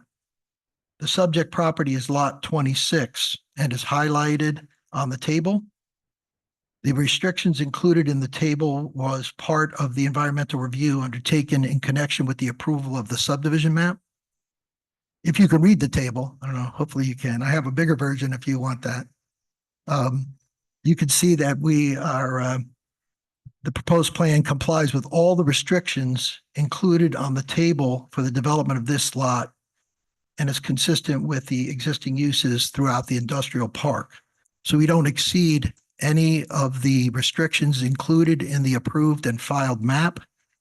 And we don't exceed any of the restrictions in the code. So this project is something that's permitted by the code, and all proposed development is within the code requirements. Exhibit 9, and we can also show that on the screen, are the elevations, the design elevations for the proposed building, which shows it from various views. And that's really it. We're completely compliant with the code and with the environmental studies done when the subdivision was approved. And if you have any questions, I'm here, Alex is here, and William is here. Chris, just in terms of traffic, what do you kind of expect? Like number of these are tractor trailers going in and out? Are there operating hours? Are these just like 24/7 warehouses? Is this during the day? Tell me a little bit about traffic impacts. A traffic study an analysis was prepared. It was not yet submitted. They are projecting roughly 1 truck per hour during operations. What's hours of operation? Daytime? I mean, it's not 24/7. We won't know the hours of operation until tenants are determined. We don't have tenants yet. Okay, that's what I was gonna ask. I mean, maybe I can speak to that better than I can. I'm not marketing the property. However, this is in the EPCAL. This is not outside the industrial park. This is I get it. I'm located trying to figure out, but within the then- PIP. Seeing what happens on River Road or 25 and so forth, how you go, just curiosity of, This property has a controlled intersection at Berman Boulevard. Most trucks would come in off of Middle Country Road through the intersection of Berman Boulevard, come down Berman Boulevard and turn right onto Scott Avenue directly to the site. Mr. Kent, this is a one-story building, right? Correct. It's 41 feet tall. Is that what I'm reading? I'm having a hard time reading the height. It's in here, but it's really small. Is that 41 feet? The building height is probably 40 feet to the highest point. 40, what's the height? 40 feet Okay. to the highest point of the roof with a parapet to screen mechanical equipment on the roof.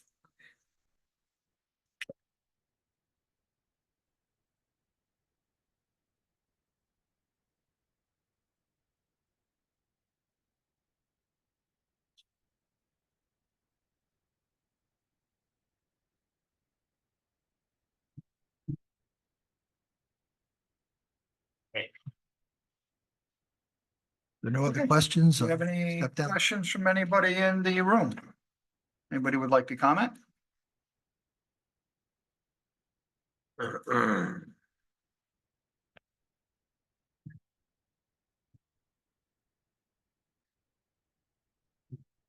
John McAuliffe from Roanoke Landing. And Chris, I'm not coming in opposition to this. We're not in a deja vu all over again situation. I've never had a problem with opposition. Okay, I do have just some questions that have already, Supervisor Hubbard has already answered them to some extent.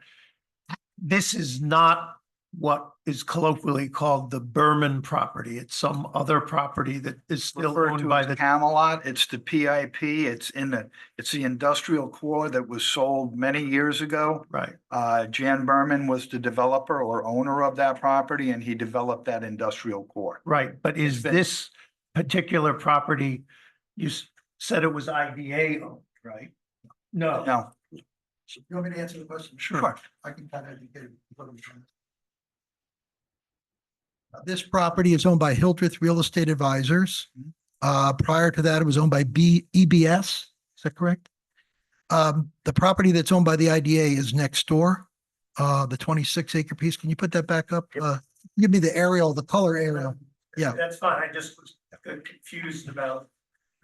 Well, the IDA used to do that. They don't do it anymore, but many years ago, the IDA took ownership of the property in order to give you economic incentives. They currently use what they call a straight lease transaction. They lease it to the IDA and then it's leased back. But many years ago, the property was actually conveyed to the Riverhead IDA. in order to get your economic incentives. That doesn't happen anymore. But this property still next door, the property to the north is owned by the IDA. Okay. Thank you. And Hildreth will remain the owner and developer of the property, is that? Or it might, someone else might purchase it. before the- Can't speak to that specifically at this moment. Okay. So in other words, that could be changed. All right. Everything's for sale, John. Everything's for, Everything's- well, I'm beginning to notice that. Any rate, so the only other comment I'd make is that this clearly is different than what we normally talk about as EPCAL. But I think it does emphasize the fact that we really need a comprehensive plan with priorities and processes and all the rest of it. And so that we're looking forward to the report on that and hope that it doesn't wait for the legal stuff to finish. But at any rate, as I say, I have no specific objection on behalf of EPCAL Watch to this particular project. So. Do we have anybody else?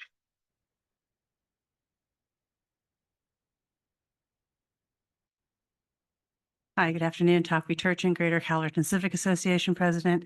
Thanks for clarifying, Supervisor Hubbard, that this indeed is in the PIP zoning district.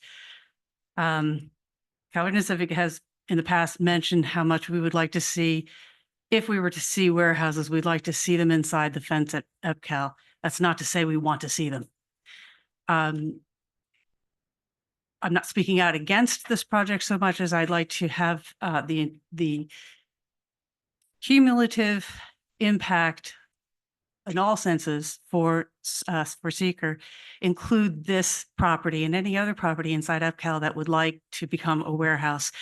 As small in comparison that this one is compared to the mega warehouses that are elsewhere proposed in Calverton, it still has impacts and it can't act alone and be built alone without recognizing it. So we'd like to see this project and any other project included in an analysis for seeker on all cumulative impacts. Thanks very much.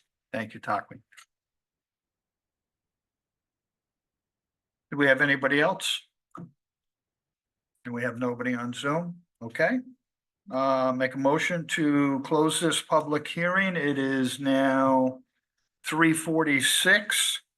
And we will keep it open for written comment until July 26th or 10 days, which is our normal route. A motion to close the public hearing. So moved. Second. All in favor? Aye. Okay, all opposed? Okay, public hearing is closed on the one-story warehouse in Calverton. Moving on, we have a public hearing on chapter 301 for prohibited signs scheduled for 2:10 p.m. It is now 3:46 p.m. And I believe Councilor Howard, you're going to run with us. Thank you, Mr. Supervisor. This is a relatively straightforward proposed code change. Right now, reading the prohibited signs section of our zoning code would seem to prohibit a traditional barber's pole. This creates a specific exception for a barber's pole and defines the same as a staffer pole with a helix of red, white, and blue stripes that may be stationary or rotate, but shall not be illuminated. Okay. Do we have anybody from the public that would like to comment on barber poles? Seeing no one and no one on Zoom, I will make a motion to close this public hearing at 3:47 p.m. Motion, please. So moved. Seconded. All in favor? Aye. All opposed? Okay, it is now closed and we will keep it open for written comment until July 26th. It's been a long time since I've been to the barber. Don't knock it. It's not what it's cracked up to be. Okay, our last public hearing of the day is a public hearing, special meeting on two-family dwelling, and Heather Trojanowski from our planning department is going to come up. And it is now 3:48 p.m. and we will open that public hearing. Good afternoon, everyone. For the record, Heather Trojanowski, planner for the town of Riverhead. I'm going to make this brief because I'm sure there are people who want to comment on this hearing. So this is a special permit application seeking approval to construct a two-family dwelling at 4592 Middle Country Road in Calverton, within the Residence B40 zoning use district. It's identified as Suffolk County Tax Map number 600-97-1-79.1, and it's a 0.49 acre parcel. So I mean, I'm just going to keep it brief. The representative for the applicant is here if the board has any questions, but I'd like to open it up for public comment if the board is amenable. Heather, what was the size of the property? 0.49 acres. Yeah, 21,282 square feet. Heather, did we get confirmation that the applicant sent notice as required? Yes, I have the mailings, everything. I know we had a couple of instances where the property didn't get mailed, but all the certified mailings were done. The property was posted. If you have any questions, the applicant is here.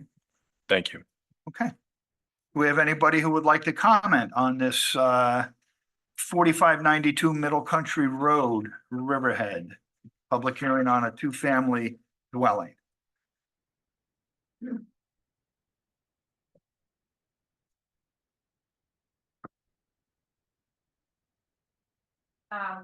My name is Karen Kemp and I live in Calverton in Timber Park. This property abuts Timber Park. And I'm against this development. Two-story or two-family houses should be where they're properly zoned. And this is a single-family residential area. It's also on a very busy street. The speed limit is 50 miles per hour. And, you know, when there's a green light, people go whizzing through. And the intersection of 25A meeting Route 25, you know, it's a really bad area for a multifamily house. So I'm against this. Thank you. Thank you. Oh, and I'd like to add too, that many of my neighbors are against this development because it sets a precedence. And, you know, we don't want any more multifamily homes in our area. Being that this meeting is in the afternoon, they were not able to make it here, but. We've received their letters and their Okay. concerns and their emails, so Okay. we do have that as part of the public record. Okay, thank you. So Heather, can I just ask you a question? With the site plan, I think during the work session, we discussed, I believe this one had a garage in the back as well. Yes, the board had questions about the use of the garage. Yeah. I would leave that to the representative for the applicant. He was not at the work session, but feel free to ask him what the proposed use of the garage would be, you know, if my- it would be my- for the people who are living in the house or. My concern is that it's not a third rental site, but it's going out and it becomes a storage unit or becomes somebody else. Ours, I want to know that this is, you know, specifically pertains just to whoever is renting. Yeah, so that's, again, my name is Sean Morrison. I'm here representing 3D Space Building Corp. They put a garage up, so they have off-site parking, which would, you know, it's just covered parking for the cars. It's not separate storage to be leased that or anything different. It's parking for the residents that would be renting the unit. It's a covered port or it's enclosed? I mean, it's enclosed. Is it a two-story garage? It's a single-story garage. It's divided into two carports. So each tenant has access to like put their car away. Okay. There any other questions for me right now? No, I just wanted to make sure that it wasn't going to become like a third rental or anything else of that nature. Absolutely not. I don't think the code even allows that. It doesn't. We have anybody else who would like to comment on this? I have a question for Heather, just real quick. Yes. Sorry. Just, are you aware of any other two-family uses in the area? So in my staff report, I did note on, let me just see, on page 6 of my staff report, which was on the town website for the work session, 4514 Middle Country Road, which is about 900 feet to the east, was granted a special permit in 2006 by the town board for a two-family dwelling. Thank you. You're welcome. And the frontage to this property is on the main road, correct? On Middle Country Road? Yeah. Yes. Church and Greater Calverton Civic Association President, once again. I'm here to stand up with the residents of Timber Park. They've spoken with me. Some have written to you.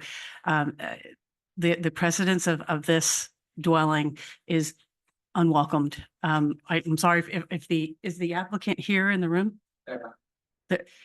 It kind of speaks to the fact that they're not looking to be a neighbor and get to know anybody. I don't know that anyone's been reached out to. So not to alienate anyone, but this isn't something that is good for their neighborhood and good for that section of the road. Thanks very much. Thank you. I have somebody else coming up first.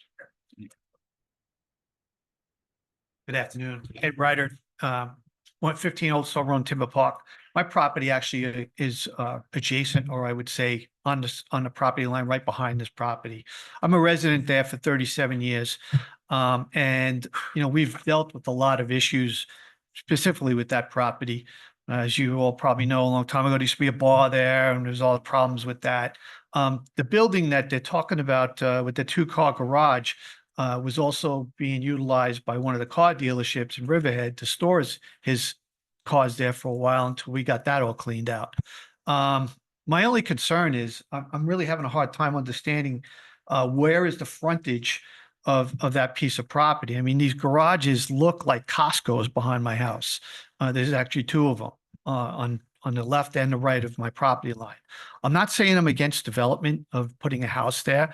I would rather see a 1-story house there, a single family that, but I understand that, we got to do what we got to do. So, so I have some questions about, maybe you guys could guide me on that. Where is the front? Where's 25A on that drawing? Route 25 is to the right. Okay. All right. So this is the garage and this is the other rental property is over here. That's totally separate. The other property is not part of this. So where there's a commercial piece of property here with a barn, Right. that's not this property.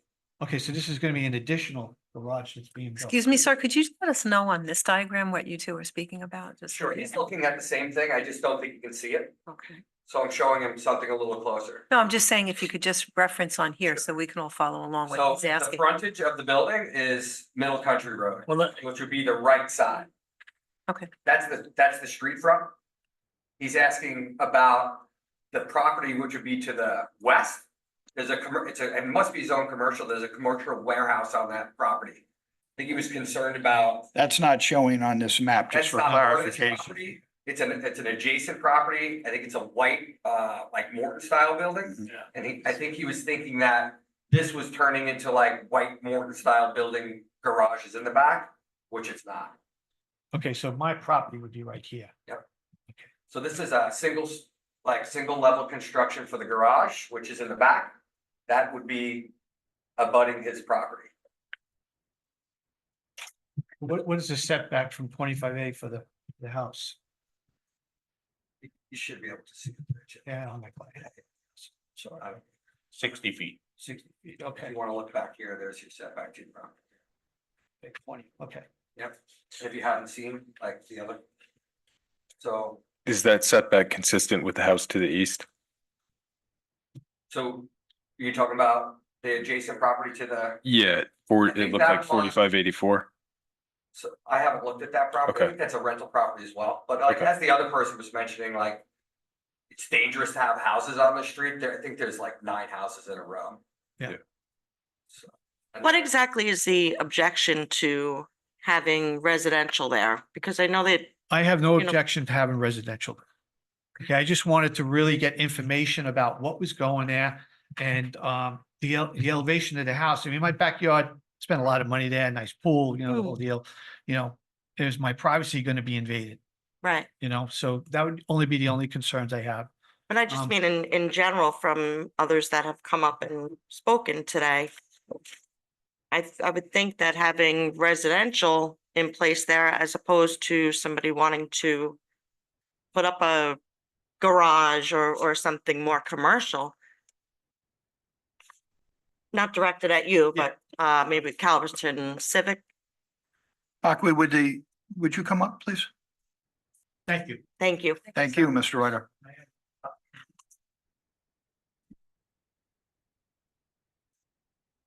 I'm sorry, I don't know if you heard what I was saying. I did. Okay. The objection would be that it's precedent setting. It's residential is not, I don't think we have only 2 choices here, either residential or commercial I think you said something like a commercial building. It's precedent setting in the size of it, the use of it, there's just 2 families, and that it just adds to the 9 houses, I think, that were just mentioned on a 50-mile-an-hour roadway. It doesn't look to me to be fitting with the rest of the neighborhood. Yes, 900 feet away is another 2-family home permitted in 2006. I don't see that that's going to be in keeping with the rest of the Timber Park neighborhood. I think it's something on the order of 125 homes are there. I just get concerned because I do know that we need housing here in Riverhead. Mhm. You know, we need places that our younger generation are able to afford to live. Sorry. No.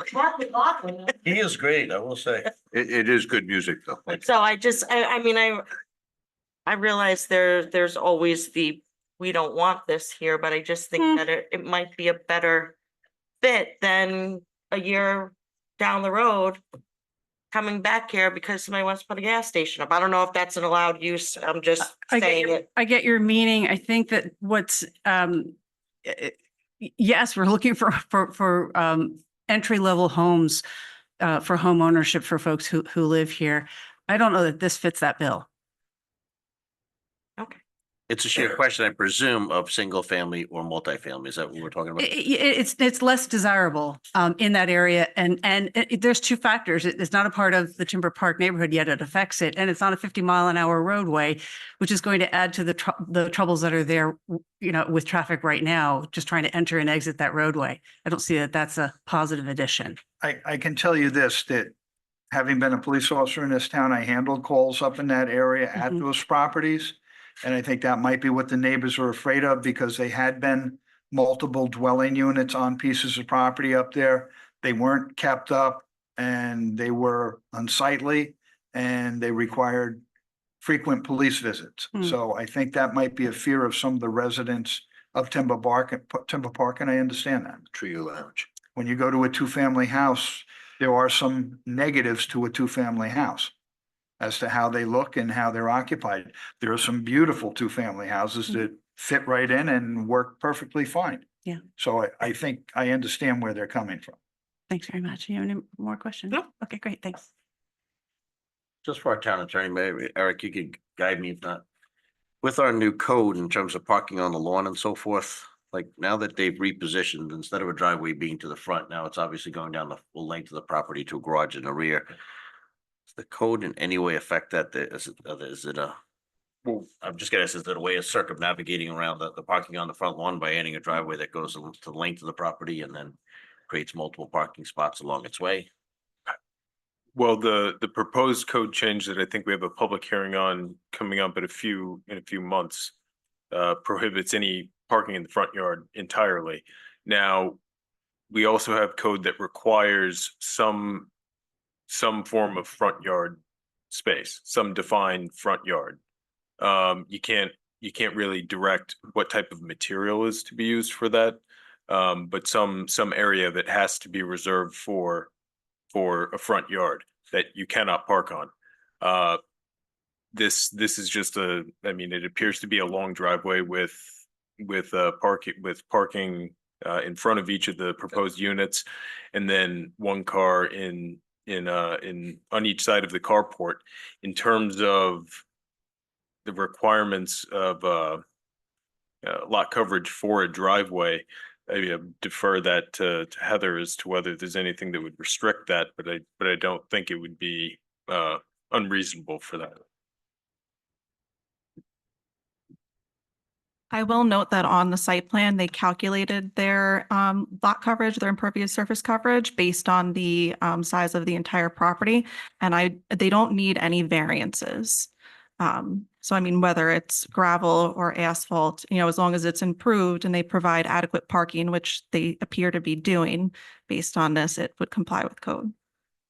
Heather, just by definition, looking at this blueprint, the front yard would be defined as the south end of the house to Middle Country Road, Correct. The correct? frontage on Middle Road. So would the be 2 front cars yard. showing parked there would be considered the front yard, The other two cars in the garage would not be considered front yard. Would that be Yes, correct? but are there restrictions on having a driveway in your front yard?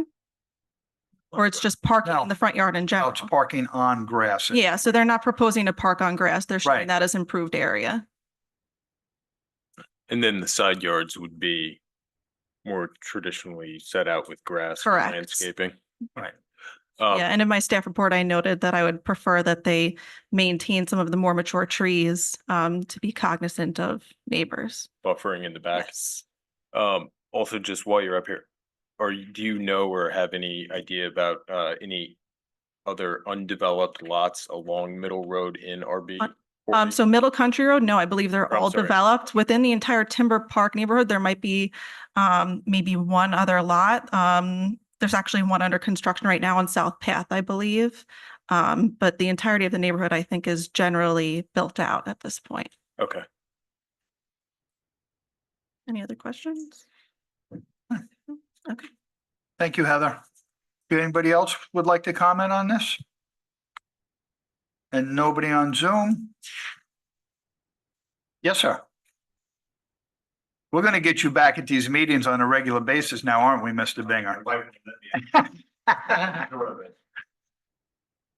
I should have left an hour ago. I happen to own a two-family house in Aquabog. It's legal two-family. It's been a two-family since 1952.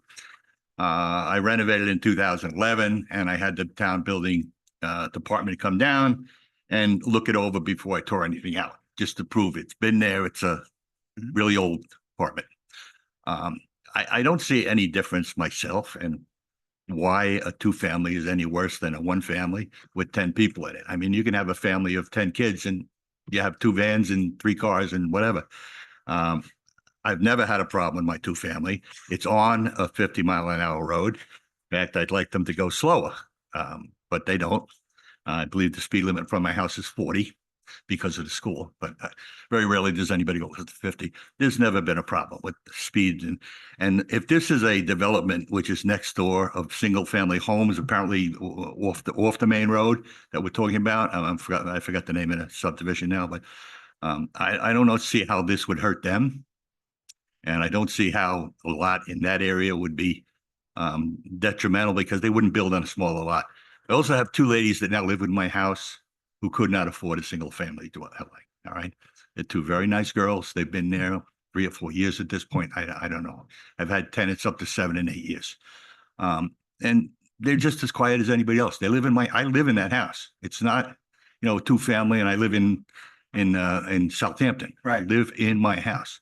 And I don't see any disturbance of a 2-family house, especially if it's on the main road. Restriction to the main road. Hey, that'd be great.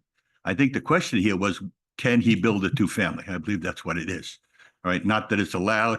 And I don't know I don't know about residential being restricted by impervious surface and all that. I don't know anything about that anymore. Whether that happens, that's just commercial, I believe, properties. But I can't see where you restrict to a 2-family to be kept as a residential 2-family. Okay. All right. Thank you. Thank you, Mr. Binger. I'm sorry to take up. Not a problem. Okay, anybody else? And nobody on Zoom.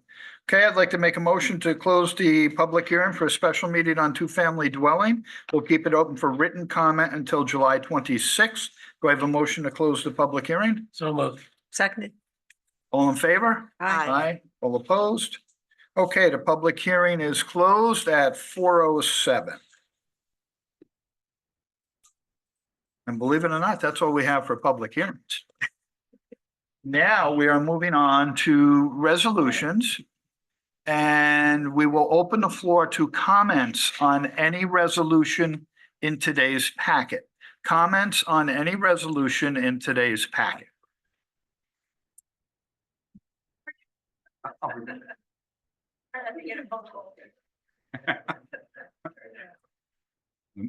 George Bartnick, I live in Baiting Hollow. And I want to make some comments on resolution 2024-657, which are the definitions for the proposed agritourism complex on Sound Avenue. But I think before I do that, I have to make a comment. When I was thinking about running for town board, this is in 2003. And of course, what you did, probably you conferred with your family members of whether you really should get involved with politics in the local town. This is what I did. And of course, I would talk to my wife, and she convinced me that I really should run for town board. And her response, her reasoning was because I like that boring stuff. And then the first meeting that I attend, of course, and Denise is sitting there, and she wouldn't remember what she told me as I walked past her. But she looked up at me and she says, "George, this is going to change your life forever." It really hasn't, Denise. I've recovered. Your meeting that you had with Southold earlier today, Tim. Yes. Is an excellent idea. And it's a great segue to some of the comments that I would be making about the definitions in a moment. Prior to the meeting, I was able to collect now up to, when you put the packet together for this meeting, 40 letters opposed to agritourism on Sound Avenue. And I think the one comment that really is a synopsis of the feelings of the rest of the 39 letters is actually the one from Mark Terry, who obviously was in the meeting that you had this morning. He must have been there. Also, he was online for it. He wasn't present at it, but I think he was watching it on Zoom from his office. Okay, well, Mark, in case anybody doesn't know, Mark is the main principal planner for the town of Southold, as well as a resident of Sound Avenue. Mm-hmm. Probably the family goes back to before the town of Riverhead existed, as a matter of fact.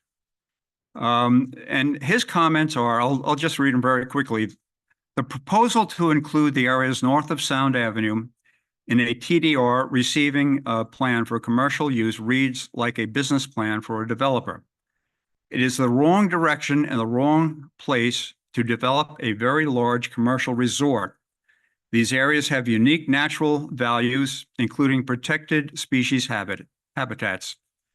TDR receiving areas should not include these sensitive areas. The proposed commercial agritourism resort proposal north of Sound Avenue should be struck from the plan for many reasons, but the most compelling is its decline in the quality of life to Sound Avenue residents and those who live near it due to traffic. Environmental and other adverse impacts would also be expected. Regional planning, which is what the meeting was for this morning. The town of Southold has had recent large investments in hotels and more proposed. A regional approach should be discussed on how these will impact the residents. As you know, Tim, probably more than any other person sitting on the town board, there were a lot of really radical proposals in the late 1960s and the early 1970s. And when I had my meeting with Joanne and Bob a couple of days ago, I mentioned a few of them. And I think you're familiar with the live-on. Yes. Dredging for a harbor turned out to be a sand mining fiasco. Another proposal was to have an industrial park where the state park is right now. That was going to be another proposal. By that LIPA property up. And one really crazy one is that, and I only found this in one article in a newspaper, was a desulfurization complex, which was going to be someplace west of where the state park is now and where the docks are. All of that disappeared when the Sound Avenue was given the designation as a rural and historic corridor by the state legislature and adopted by the town board. Now, the town board, as everybody knows, didn't follow up with any particular protective measurements for Sound Avenue. It was probably left for 50 years as just, maybe you want to describe it as benign neglect or laissez-faire, whatever what you want to call it. But the point is that you have to wonder if the supervisors 50 years ago, when these projects for industrial park or the nuclear power plants, when they finally decided that it was not a good idea for the town to be built, if those supervisors would look back at the history of their town, their time on the town board, and either say they wish they had pushed for the development, or if they kind of look at the condition of Sound Avenue right now and say, thank God it didn't happen. Who knows? Who knows how they would have looked back at that? The proposal for the 2 nuclear power plants, and by the way, I came across an article in a newspaper at that time. This was probably around 1974, 1975, just before the designation of a scenic and historic corridor. And one of the supervisors, I don't remember exactly which one, and it wouldn't do any good to name any names, but that supervisor actually went to the Atomic Energy Commission, I believe in Manhattan, and was trying to convince them that they should have they should put the nuclear power plants there at what is now the Halleck State Park. You can imagine what impact that would have had on Sound Avenue, and how people now, 50 years later, would look at a 4-lane, and that's what they required. They required a 4-lane road to do the construction. How the people of Riverhead, now looking back, would look at and say, what were they thinking? Why did they destroy a beautiful road like this? Just to give you an idea of what it was like at that time, this is after I just came back from the service. I wasn't aware of any of the stuff that was going on. I was just trying to get my teeth in teaching job and trying to control people like Joanne in the classroom. But Sound Shore Road, everybody's familiar with the development on Sound Shore Road. At that time, my cousin and her family was the only family that lived on Sound Shore Road year round. That's the type of development was taking place there. Regardless, there were people that came, farmers. There were a number of farmers that came out when they saw what was going to happen to Sound Avenue. They came out in force, and they combined forces with environmentalists, which is, you look back at that and you say, that's incredible. The feelings and the attitudes and the passion that they had for Sound Avenue at that time to combine forces, and they made it happen. They beat Lilco, which is incredible if you stop and think about it. Enough said about that. Talking about the definitions, the definition for, this is in Resolution 657, the definition for agritourism does not, as you're probably aware, it does not comply with the state Department of Agricultural and Markets definition. The definition for ag and markets for agritourism, activities conducted by a farmer on farm for the enjoyment and education of the public, which primarily promotes the sale, marketing, production, harvesting, or use of products of the farm, and enhance the public's understanding of the awareness of farming and family life. If you were to adopt this definition, the complex, the resort, will become the primary use. The definition of agritourism from ag and markets, the farm has to remain the primary use. What you're proposing here for agritourism resort, they're going to be the primary use, and farmland, if farmland were to remain active, is going to be secondary. That's just the way it's written here. This is written for a developer. That's why this is here. And Tim and rest of the town board people, why don't you just eliminate agriculture? Just call it what it is. It's a tourism inn and resort. You are proposing the possibility of having 6 hotels, 6 resorts, or whatever you want to call them, along Sound Avenue. It's not going to be agriculture. When I gave the code that was given to me, I didn't even know. When we had our meeting, you should have told me that the proposal for the zoning change was going to be coming out in 2 days. We could have talked about it during the meeting, would have been a little more maybe productive. But anyway, I passed it off to a very respected gentleman in the town who, I'm not going to mention any more about this person, but the comment was that it doesn't protect agriculture. And his comment was, it makes no sense. I'm not going to mention who it was because I didn't ask for permission to bring that up. The definition of agritourism inn and resort, I mean, you're talking about the possibility of an inn of 150 rooms. You're talking about the possibility of a restaurant that would have 2.5 times the number of rooms for the inn. That comes out to a potential dining area for 375 people. Each location, you have got to look at the cumulative. If you move forward on this, you've got to look at the cumulative impact of all of these projects. It's not just one that you're talking about.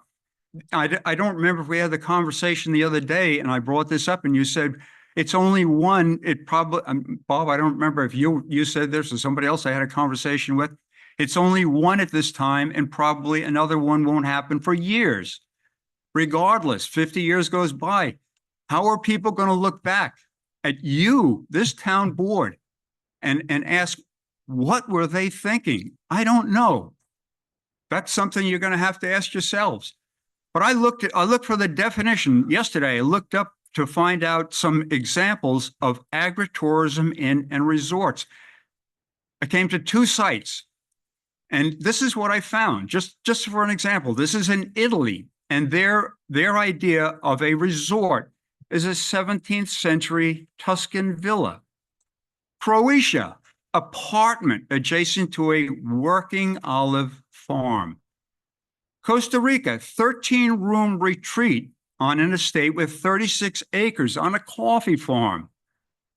Poland, a guest house on a working farm again for an apple cider production. Chile, a VIK hotel and winery, a motel, 22 rooms. That's more in keeping with our definition of what a what's the the small hotels. So we came up for a definition of back in 2000, boutique hotel or something like that. That's more in keeping with what that definition was. Ashland, Oregon, here's a really good one for people to consider. I can see people coming out from Queens for this one. It's on a working farm and ranch, a furnished wall tent. Okay, that's one hospitality, or a cozy farmhouse studio, or a 3-bedroom house. I can see people, yeah. Anyway, and the other one is Curacao. I don't know if I'm pronouncing that correctly, is a 6-room cottage. And that's it. That's the definition of resort housing on agricultural land. It has nothing, there's nothing comparable to what the town is even considering here, Tim. Well, first of all, George, you're addressing me that I'm considering this, and I haven't said I am. I understand that, Tim, and Just so you if I could just add one word to that. From what I hear from people and some of the things that you've said, you seem to be vacillating. You're really I'm hearing all sides. But the thing is, Tim, if you look at the newspaper articles from 50 years ago, do they mention the different town? Yeah, a couple of them actually did mention some of the town board people, but whose name is up front? The supervisor. Sure. And this is how you're going to be remembered, Tim. Well, they'll be spitting on my grave, George, because 1 years from now, I won't be here. But having said that, this is why we have these public hearings. This is what we do. We listen to the people. Everybody has a different feeling, a different opinion on this, and my ears are open. I'd like to see a letter, Tim, in favor of this. I was looking for it. I was looking for a letter in favor of agritourism? Of agritourism, these agritourism resorts. No, there was no letter in your file so far. I have not spoken to one person who's in favor of this. Yeah. Enough said, Tim. Thank you very much for your time. You're welcome. Appreciate it. Thank you.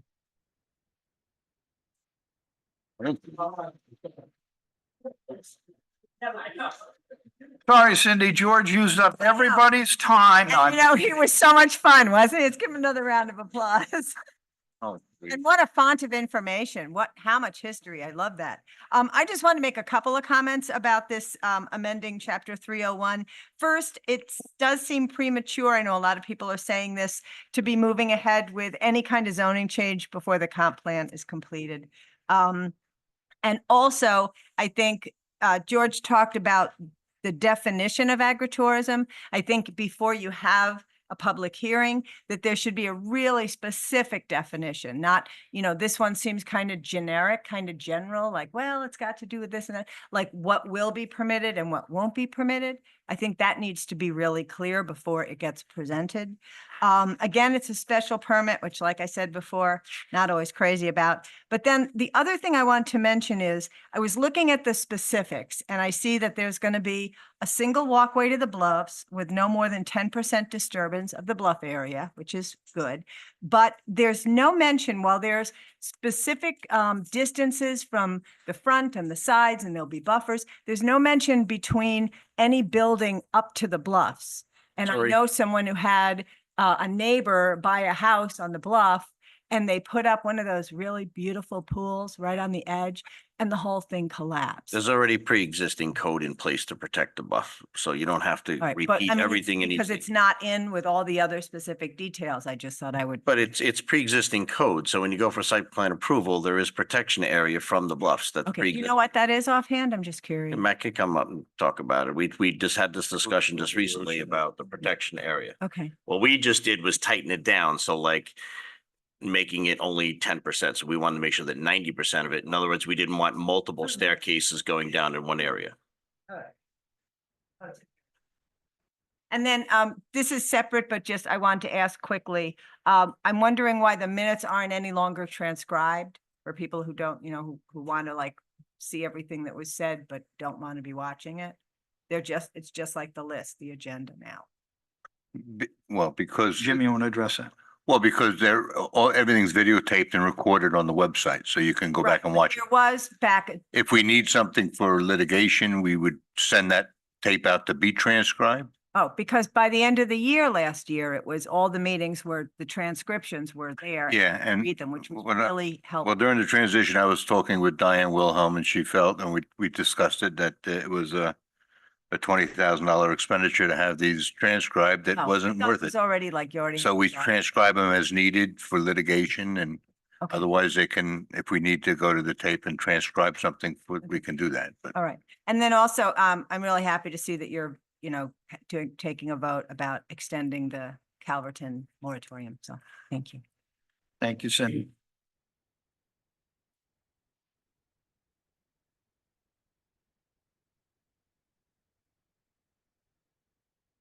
Hello again, Agri-Tourism, Greater Calverton Civic Association President.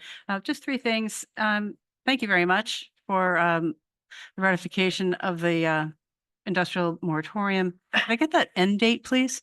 The new 3-month. I'm having a hard, can you? Oh, I'm sorry. Thank you. I want to thank you very much for, it's at 673 resolution.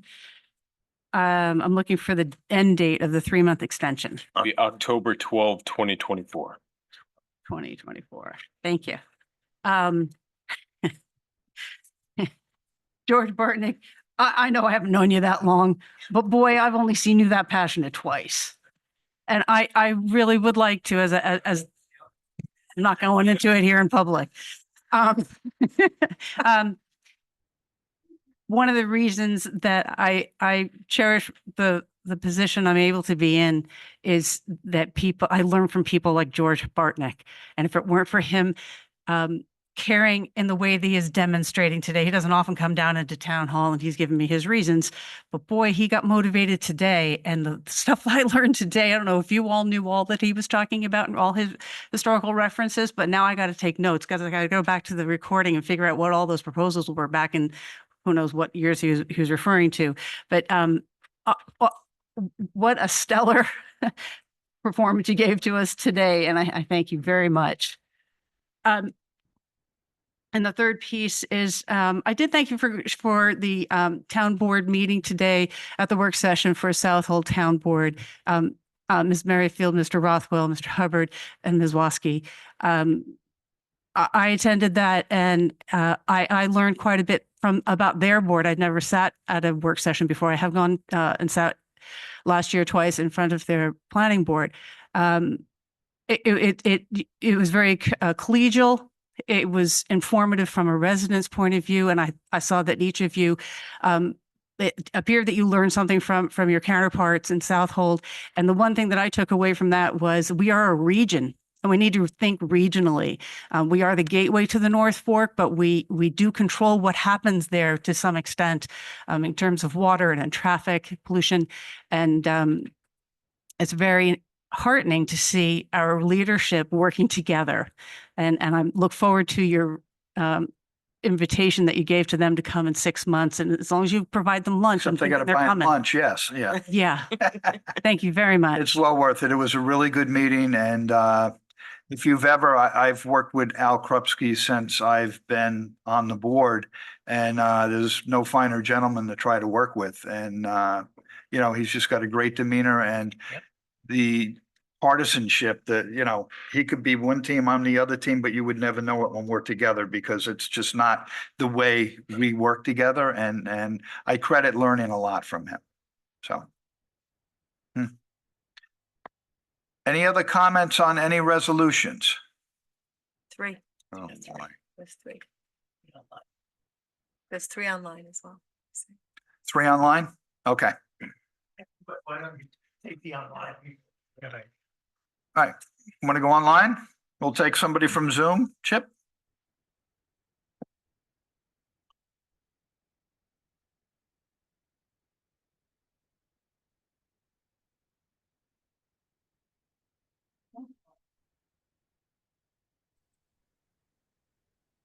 Kathy, can you hear us? Yes, I'm trying to start my video. There we go. Okay, we got you. Good afternoon, Kathy McGraw from Northville. Can you hear me okay? Yes. Okay. I'm speaking to ask you all to postpone the public hearing on agritourism resorts so that you can set up a committee that will include residents to study this proposed zoning change. It's pretty clear that you've been meeting with farmers on an occasional basis, but I think it's really important to get all the stakeholders involved before moving forward. These resorts, as George pointed out, will have an immense impact on this town as well as the East End.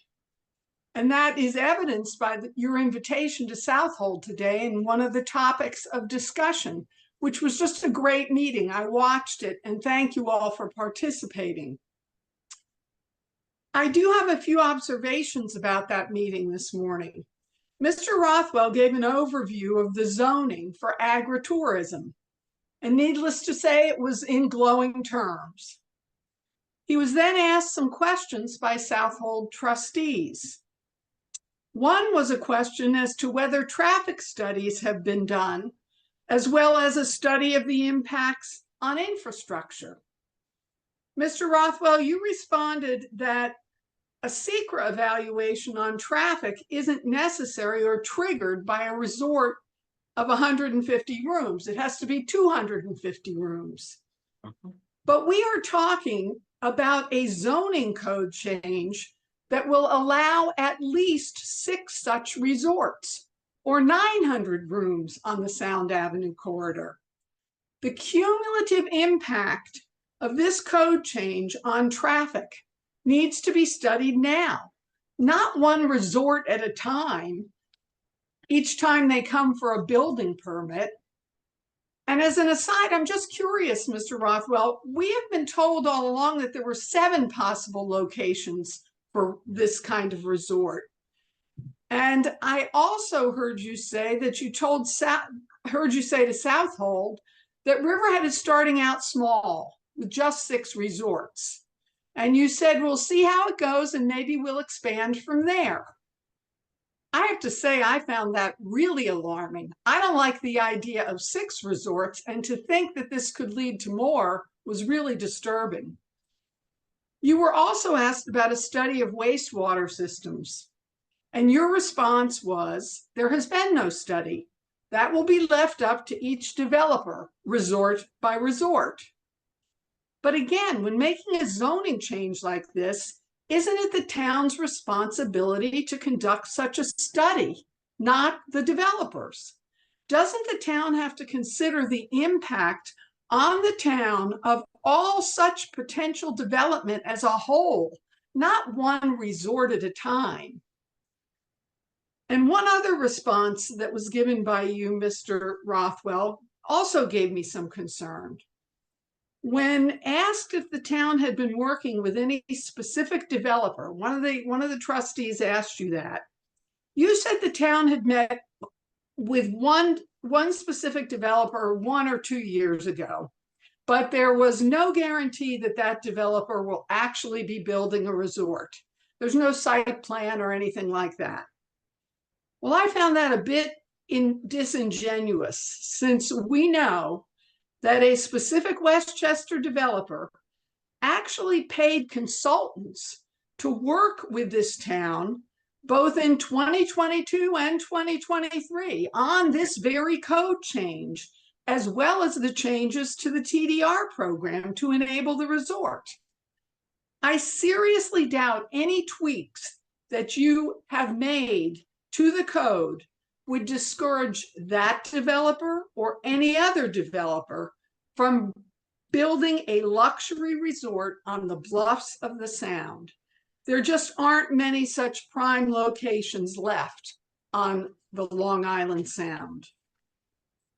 A final question that was posed by a Southold trustee was whether the town would include in this zoning legislation a prohibition against seeking IDA tax relief by the developer, since one of the reasons you give for allowing these resorts is to expand the tax base for Riverhead.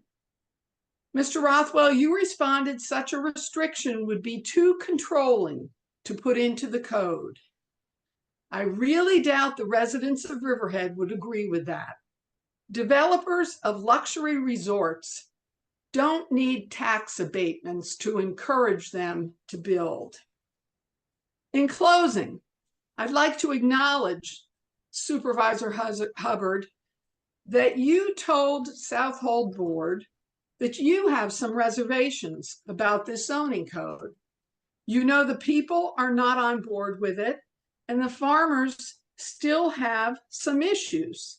You said it was not a done deal, and I respect and thank you for that. So it seems to me that this is the perfect time to pause, regroup, and talk this out. Actually do the studies necessary to determine the impact of this zoning change as a whole, not just resort by resort. What impacts will this code change have overall on the Sound Avenue corridor and the bluffs of the Sound? The comp plan update didn't do this essential work, and it needs to be done before holding a hearing on this code change. So I ask you, and respectfully, please create a committee of town officials, farmers, and residents, the group that has essentially been left out of this conversation on agritourism resorts. Hold some meetings with all the stakeholders, not just the farmers. There are alternatives, concessions, and compromises that can be made. There are other ways to preserve land. Please postpone the public hearing, pause, give these resorts, which will be a game changer for Riverhead, as well as the whole east end of Long Island, give these resorts the kind of study and consideration they deserve and require. You postponed an earlier hearing on this code change in February. owing to concerns of the farmers. We ask you to do the same now, owing to the concerns of the residents of this town. Thank you very much for your time and your attention. Thank you, Kathy. We have two more on Zoom. Okay. Comments on today's resolutions?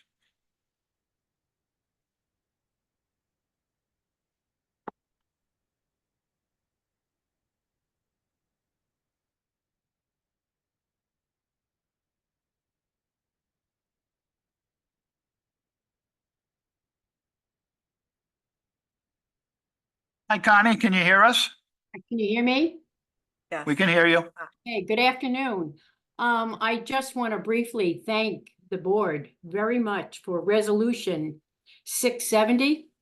I was really very, very pleased to see that the town of Riverhead, in particular, the board is taking a positive approach on a solution to a serious problem that we have not only in New York, but in this country.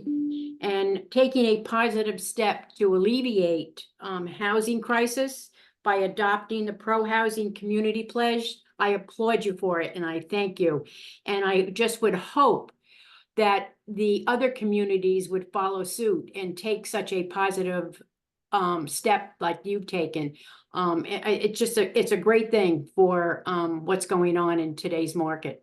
And I just applaud you, and I just, and I don't like to always complain, so I like to, compliment when, it's due, and it's certainly due in this case. And thank you very much. Thank you, Connie, but a lot of that credit goes to Dawn Thomas. She and I met with people from the state and presented this to us and kind of nudged us to get into it because there's a lot of money that's involved, or available, I should say, with very few people applying for it. So there was a deadline, I believe, at the end of this month that we had to get everything in for, and Dawn worked feverishly to get that done. Well, so I appreciate that, and it was a good program, and it's a good opportunity for the town of Riverhead. Yes, it is, and I'm really glad to see this happening, and I'm sure I think it's gonna work well. I thank you again. Excellent. Thank you, Connie. Have a good one. You too. They clap for George. I think we should clap for Dawn. Okay. We'll do that.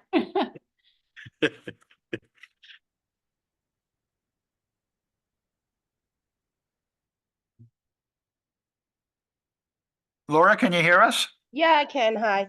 I just have one question. I know Cindy had come up before, and Ken, you had said about the bluffs that for the agritourism resolution for the public hearing, that it would be taken under other restrictions that we have in there now. Since we don't have any zoning for agritourism resorts, what would be used for the setback from the bluffs? In this So Matt code? talked about, it's pre-existing in the code. I know, but pre-existing under what zone? Like, is it, we have residential, there's not much else up there besides Hi, Laura. residential, so I'm just Hear curious. me? So the regulations are cited specifically in the Ag Tourism Code. I shared that with Cindy before. It's the Chapter 219 regulations.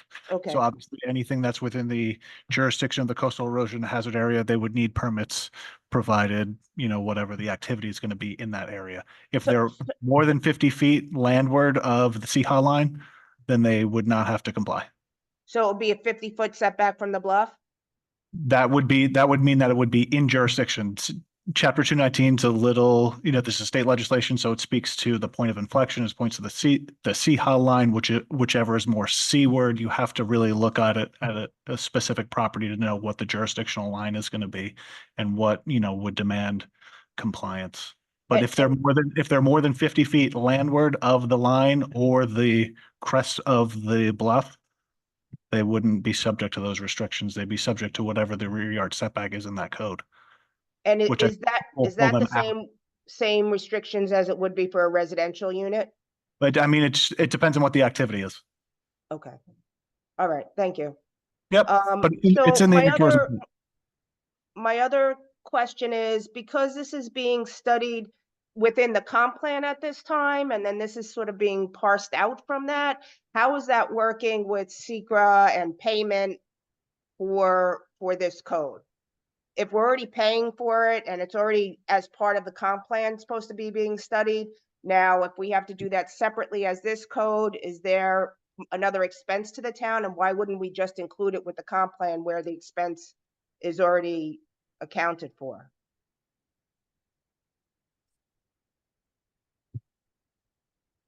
Anne Marie Prudenti, Deputy Town Attorney, just right out of the gate, very important to make some corrections that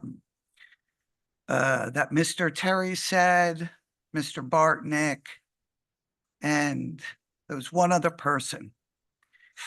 This is RA 80. It is a TDR receiving area already in our code. It's not new. This agritourism isn't proposing that. That's the way the code currently exists. In addition, just to dovetail onto the master plan, I've been up here before. Under the current master plan, agritourism, and you can look for yourself. I'll just cite the sections quick because I don't want to prolong it. Take a look at section 3.1, 3.2, 3.3, 3.6E, 3.6G, 3.7C, 5.2, 5.5B, 7.3, 7.7, 7.7C. That's in our existing comprehensive plan. Then again, and I don't want to put Matt on the spot, but he could probably highlight it better for me. But if you take a look at the draft comp plan that has been presented to the public, it's online, just a couple pages. Take a look at page 65. Take a look at, I believe, 78. Take a look at the heading, chapter 6. It doesn't have a page number. Take a look at page 90 and 91. Those sections, and when you do a compare and contrast, have not deviated with respect to agritourism and discussions regarding integrating lodging with agriculture to foster the tourism economy. So, no. Will it cost more money? Answer, no. So there'll be no payment if you want to move forward and do secret on this? I mean, if you look what happened with solar, right? So the code was passed for solar without a full secret. And Okay, we so- ended up doing a moratorium on it because it was not studied well enough. And in order to keep the code, you ended up doing a moratorium on it because there was too much going and the eventual impacts of it were not studied completely. Okay, so if you're familiar with secret on the EAFs, secret for legislation and secret for a specific like development are very different. Secret on legislation, the secret action is the actual adoption of the legislation and whatever environmental impacts the adoption of the legislation would be. Obviously, we cannot speculate on a specific project, or if we have 5 areas, we can't speculate on any impact because we But don't know you what do the have a market. proposed project already that was brought to the town, correct? No, So everything that was in the newspapers, that some of the council people spoke to somebody about a project that they had on their we website. have no the current town is saying they application have no before knowledge of any that? board within this town. I mean, I'll speak to secret like I did.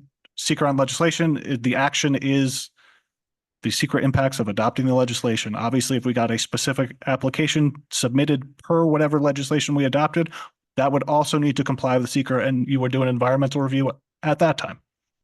But if the town is aware of a proposal, since you did speak to an actual developer that came forward with a proposal that they would like you to build, when you develop this code, the town does have knowledge, very intimate knowledge of what they would propose to build there. So in your secret, do you not have to include what the potential proposal is since you are aware of it? No, because it's not an application. The town routinely meets with developers of all kinds of projects that never seen the light of day. So And you don't think it was couldn't taken one speculate on step how forward when an you actually environmental worked with impact the that doesn't exist. developer? on the project? I didn't hear your question. Laura, said you're you don't think talking that- over him when he's talking, Sorry, so. yeah, okay, it's hard to hear with my feedback here, so go ahead. What was your question? My question is the developer came to you guys to create a code, correct? No, So this code just came out of nowhere and you just decided to do agritourism without any impetus from anybody, from a developer or anybody. It just Correct. popped in the town's head to do. I would say it's not atypical for the town to meet with anyone about any project they want to develop within the town, and whether or not the town board chooses to entertain those ideas is up to the town board. Correct, I agree with that. But once the town does begin to move forward, they are aware of the project that's proposed, and then goes forward to create the code to allow that to move forward, then you are aware of what is going to possibly be developed, and those impacts need to be considered. in It's not secret, an if you are application aware that's of being something considered that has the before potential to any be board built. within this town law, so we can't speculate to what the impacts are. I don't know. Okay, It's pretty black and white. okay, all right, thank you. You're welcome. Thank you. Thanks, man. John, go ahead. John McAuliffe from Rolling Woods, Roanoke Landing. I've changed what I was going to say because some really excellent presentations have been made already. I'm obviously not speaking on behalf of EPCAL Watch and that this is not land within EPCAL, but I am speaking from the experience of EPCAL Watch. And just from a citizen's viewpoint, there is a certain similarity of a sense that people within certain levels of the town have decided they want to do something, and people who object to it are seen as obstacles and for whatever motives, but an annoyance, not a serious, something that's serious. What reso are you commenting on? Excuse me? What reso are you? Oh, I'm sorry. I'm commenting on 656 and 657. Sorry, I should have said that at the beginning. I thought that was implicit. That what I'm commenting on is the, I'd say, agricultural resort. I think the fluidity between agro-tourism and agro-resort, there's a certain use of language, but I think we're talking about something very different from agro-tourism. We're talking about agro-resorts. And a case can be made for them. And Mr. Rothwell has passionately argued for that. And he's certainly entitled to. But I think also a case can be made that this is not good for the kind of development that Riverhead should be pursuing. I'm also finding it a little bit disingenuous for us to hear that there is no proposal. Well, and as Laura said, so where did this come from? Did somebody had a bright idea on the board or in the planning department thought, oh, this is a good thing to do? Or did it come from the fact that you had meetings and you had a proposal for a particular project? That seems what happened. And these were people who also were very generous in their campaign contributions. So they're people who had a serious interest in a particular project, and the town responded to that. That's fine. That's the way the democratic process works. But I think that, as Kathy said, and my suggestion for you is that you suspend these two resolutions and not vote on them today, because They're not being voted on today. They're being put up for a public hearing. Well, no, I'm saying don't put them up. Let's hear these comments at the public hearing, John. I think you're rushing the process. That's the whole process. That's the whole purpose of doing this. They go to public. We publish in post. We have a public hearing on them. That's when we hear from everybody. Oh, and you can certainly do that. I'm just saying that I think it's certainly will do premature to that. do that. We'll I listen think, to what is being said at the public hearings. well, I think you can actually make a decision now not to go to the public hearing because you think that the whole area is too fraught and too much contradictory information around right now. I mean, we can go to a public hearing on the 20th. I appreciate, And that will, appreciate you letting us do that, John. no, I'm not. Very big of Tim, you. come on, don't be sarcastic. Well, I'm just saying that the process of how you engage with people. this is the process, and the process is to go to public hearing, and at the public hearing, we hear from the public. The decision to go to public hearing is a decision in and of itself. If you decide not to go to public hearing, then you can take up what Kathy suggested or George suggested, which is to have a deeper consultative dive among people with lots of interest. Now, Or we can determine we're going to go to public. hearing. right, you can. You have two ways of proceeding. And all I'm saying is, given this history and the nature of this project, I think you're better off not going. And to I public think we're hearing. better going That's to my a public opinion. All hearing, right. so we can hear from the Well, there's public. two things then that I think it would be useful to have, maybe you could do some research on. One is, when and why did this change from an original proposal that the closest it came to agriculture was farm to table? When did the concept of agricultural resort get injected, and who did it come from? What's the forensics of how this actual process, actual proposal developed? I think it'd be very useful for us to know that from the board. The second thing that would be very useful to know is how it got into the comprehensive plan. I mean, I didn't go to every comprehensive plan meeting, but I didn't see this in the community meetings that took place. I'd have to go back and figure out when is this suddenly part of the comprehensive plan? I think that ought to get explained. Every one of the board members, John, had conversations with BFJ during this entire process. And you So it suggested. could have come from any board member up here to put it in and have a discussion about it. Well, all right, I Had think that's multiple useful to works. know that it came from board members. We had public meetings and we had meetings individually with them, and even two at a time, I imagine, probably happened. I didn't participate in any, but we're more than welcome to do that. That's part of how the comp plan works. All right, It's I actually on think the that, steering Public input committee. and board Right. input. I was on the steering committee and there was a recommendation in the comp plan that we should be looking into allowing resorts, different and kinds of. where did that recommendation come from? Who I was, couldn't tell you. I think don't it'd be worth recall. knowing whose initiative that was I don't. and what recall. motivated it. Anyway, I think Resolutions, if you're gonna, sorry. I'm sorry. like, if you Keep could just to the focus on the resolution, the resolution. comments on that's the fine. resolution. Okay, all right. Well, my comment on the resolution is that I think you'd be better off suspending it and coming back to this topic in a much more developed process along the way that Kathy recommended. Okay. So, We Thank will you very agree to much. disagree on that like gentlemen. John, thank you. Let me make one more comment about this, if I may. George Bartnick again from Baiting Hollow. The proposal for this type of resort activity was in the master plan of 2003. Yep.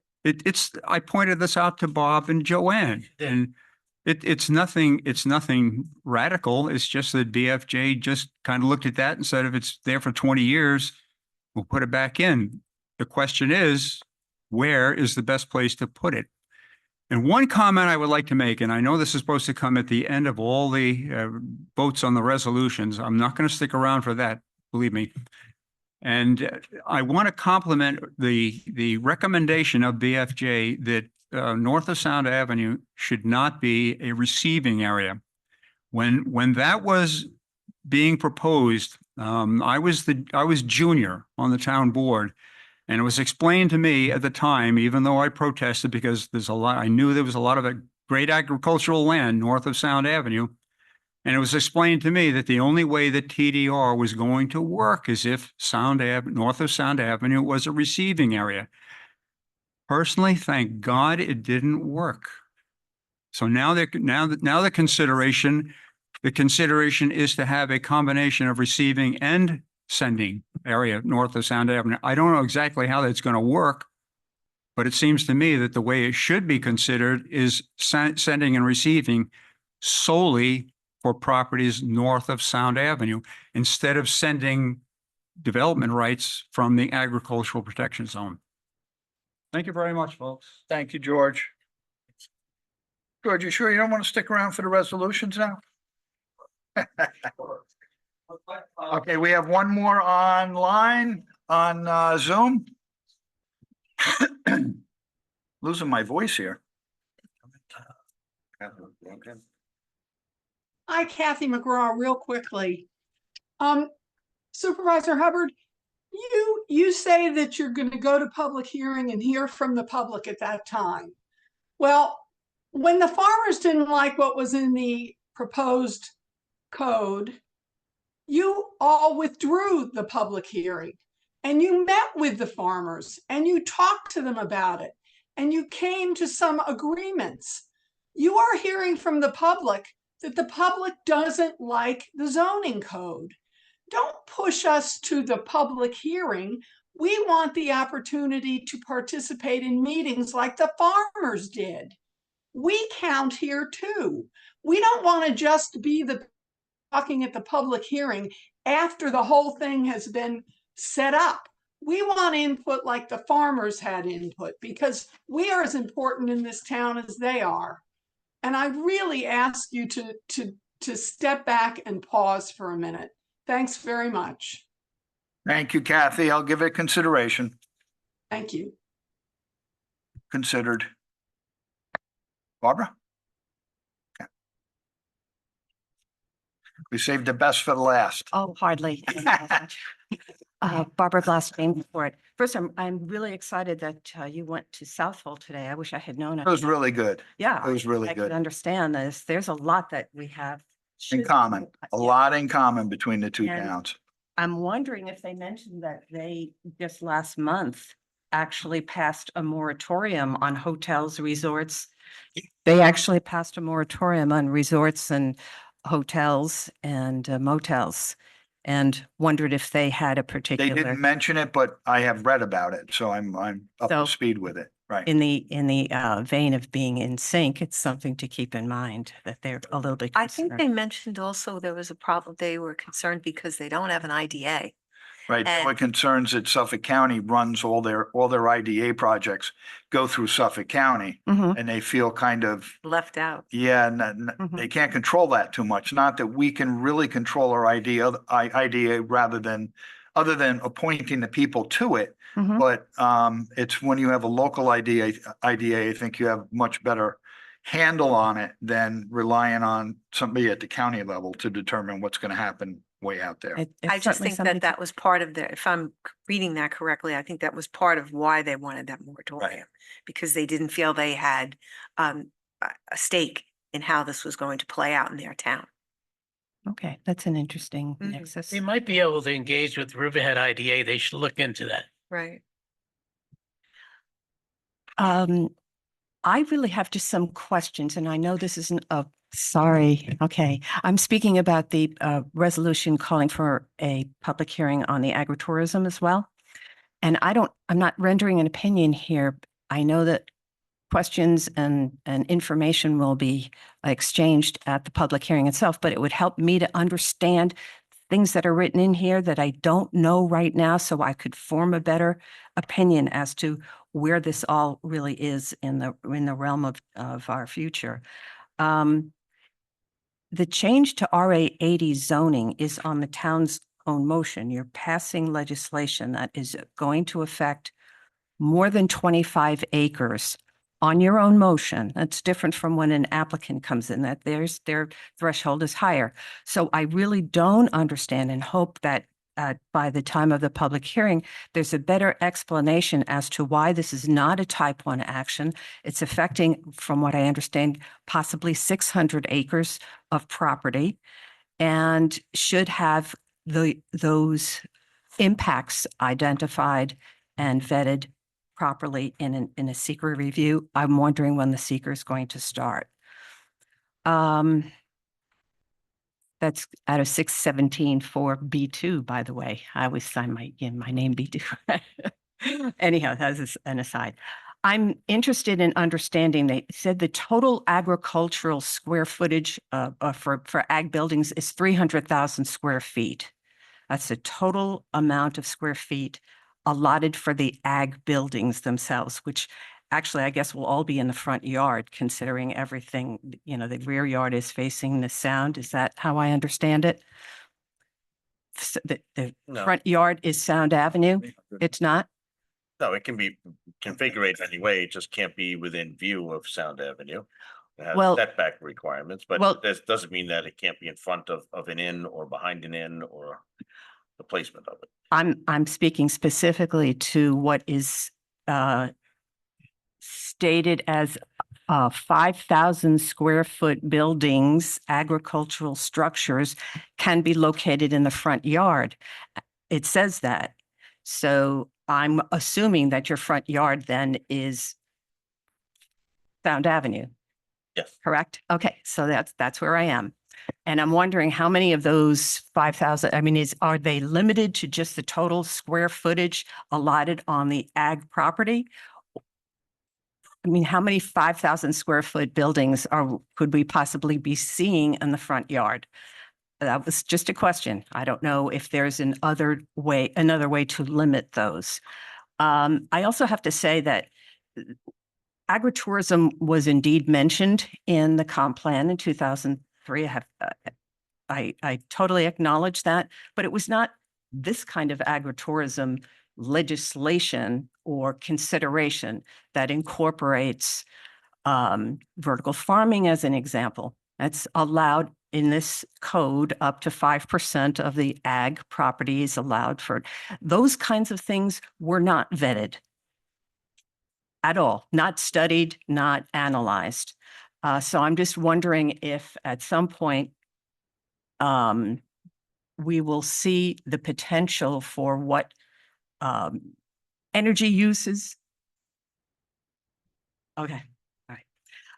The other thing that I would like to ask about is the agricultural worker housing. It says is could be part of this.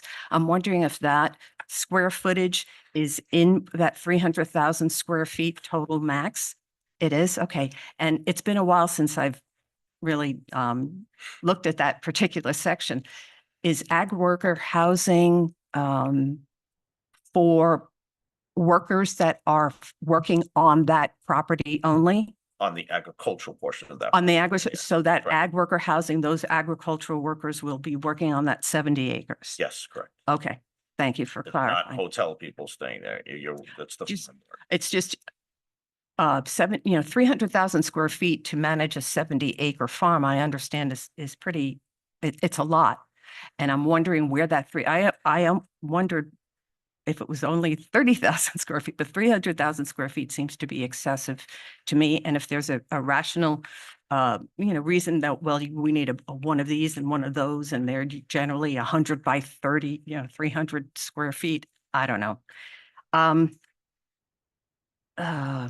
Another thing, solar panels, if they choose to put on-site solar up to 110%, which they're allowed to do, is that part of the 300,000 square feet? That's agricultural equipment? Is it part of their structures? I don't know, but I think I would like to have an understanding of what that 300,000 square feet could actually be used for. Again, because for the most part, it's facing Sound Avenue.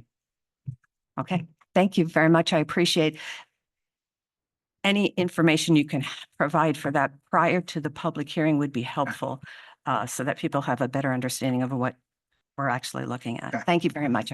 Yeah, Barbara, if you want to email these questions to Anne Marie, she drafted the legislation. I'm sure she could answer all of your questions specifically. I'd be happy to do that. Emery? Yep. No, She had unfortunately, to I get to leave. Okay, wonderful. Thank you very much. I appreciate it. You're welcome. Thank you. Yeah, it sounds a lot. Let me just ask the board, is there a sense that you would want to put together a group of people to study this or no? Including farmers and residents? I spoke for my feelings, but I didn't ask you guys. I think we've been working on this for 2 years. We've had multiple work sessions. I know that I have participated in publicly engaging and going to different farms and talking to people within developments, neighborhoods. It's been a common topic for approximately, a year and a half and 2 years. I So, don't and I disagree with think- that. I and just wanted to give you guys the opportunity. I'm to ready say- move forward. I would like to hear from the people. I mean, you've been very lenient today with your time. Usually you have 5 minutes for comment periods. When you have a public hearing, there is no time limit. There is no So time people limit. can come, Right. they can speak, we can hear. There's some people that don't even realize that this is going on.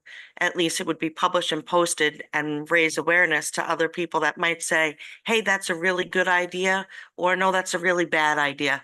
So I would prefer to hear from the residents, the people that voted for us, to come down and tell us what they think. Okay, I agree. I don't disagree with that. I spoke for myself, but I didn't ask you guys how you felt, so. I just wanted- And also generally, I mean, anybody go to the Business Advisory Committee with anything like this, that's also why they're there. It's a bunch of businessmen and they can, you bring code there, they work on that quite often, so. It's how projects get developed. In other words, are conceptual ideas. Yeah, I mean, and I, quite frankly, I didn't myself, 300,000 square feet for agricultural buildings was just, I thought that's a typo, but 300,000 is a lot. Nobody online? Okay, we're gonna go to the resolutions. Mr. Town Clerk? No, Okay, whack here. let's over resolution 648. Ratifies Stotsky Walking Trail Project number 72324, ARPA budget transfer. So moved. Second, Vote, please. Woski, Yes. Merrifield, Yes. Kern, yes. Rothwell, Yes. Hubbard. Yes, Resolution is adopted. Resolution 649. It's you. Yeah, okay. Riverhead Sewer District Capital Project number 82227, budget adjustment. So moved. Seconded. vote, please. Woski, Yes. Merrifield. Yes. Kern, Yes. Rothwell, Yes. Hubbard. Yes, Resolution is adopted. Resolution 650. Capital Project number 72404, budget adjustment. So moved. Seconded. vote, please. Woski, Yes. Merrifield. Yes. Kern, Yes. Rothwell, Yes. Hubbard.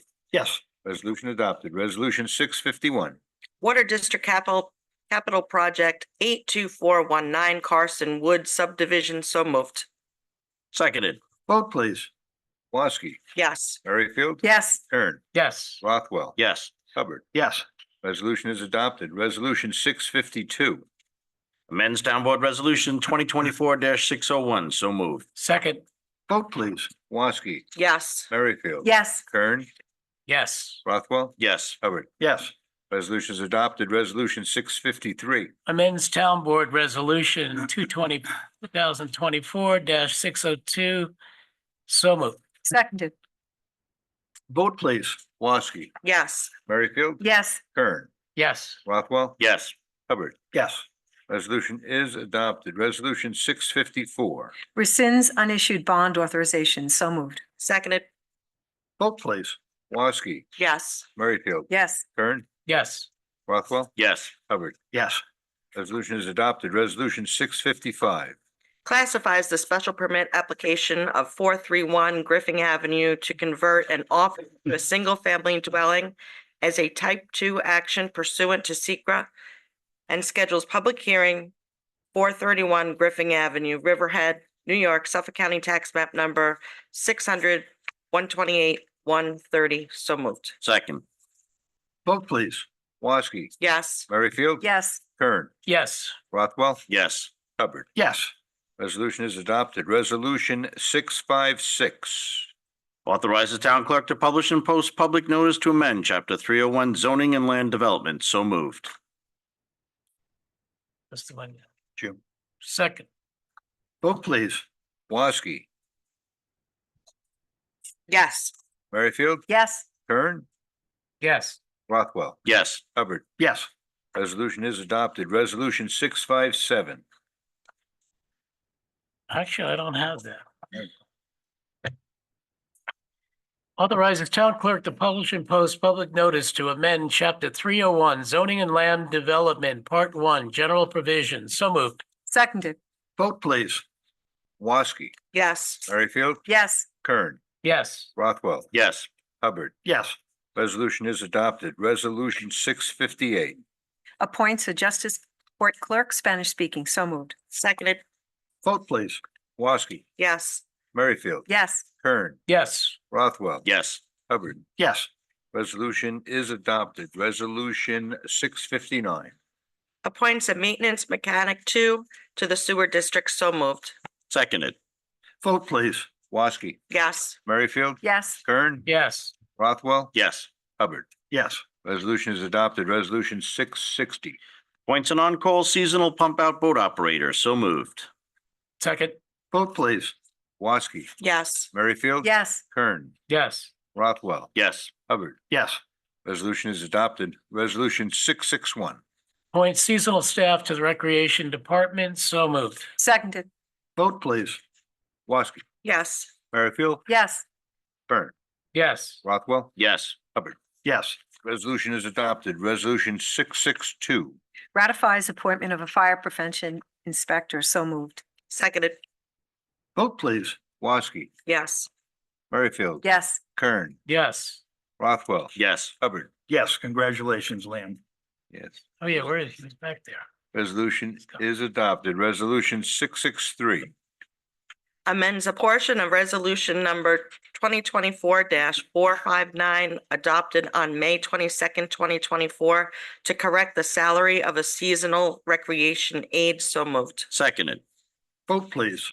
Woski, Yes. Merrifield, Yes. Kern, Yes. Rothwell, Yes. Hubbard. Yes. Resolution is adopted. Resolution 664.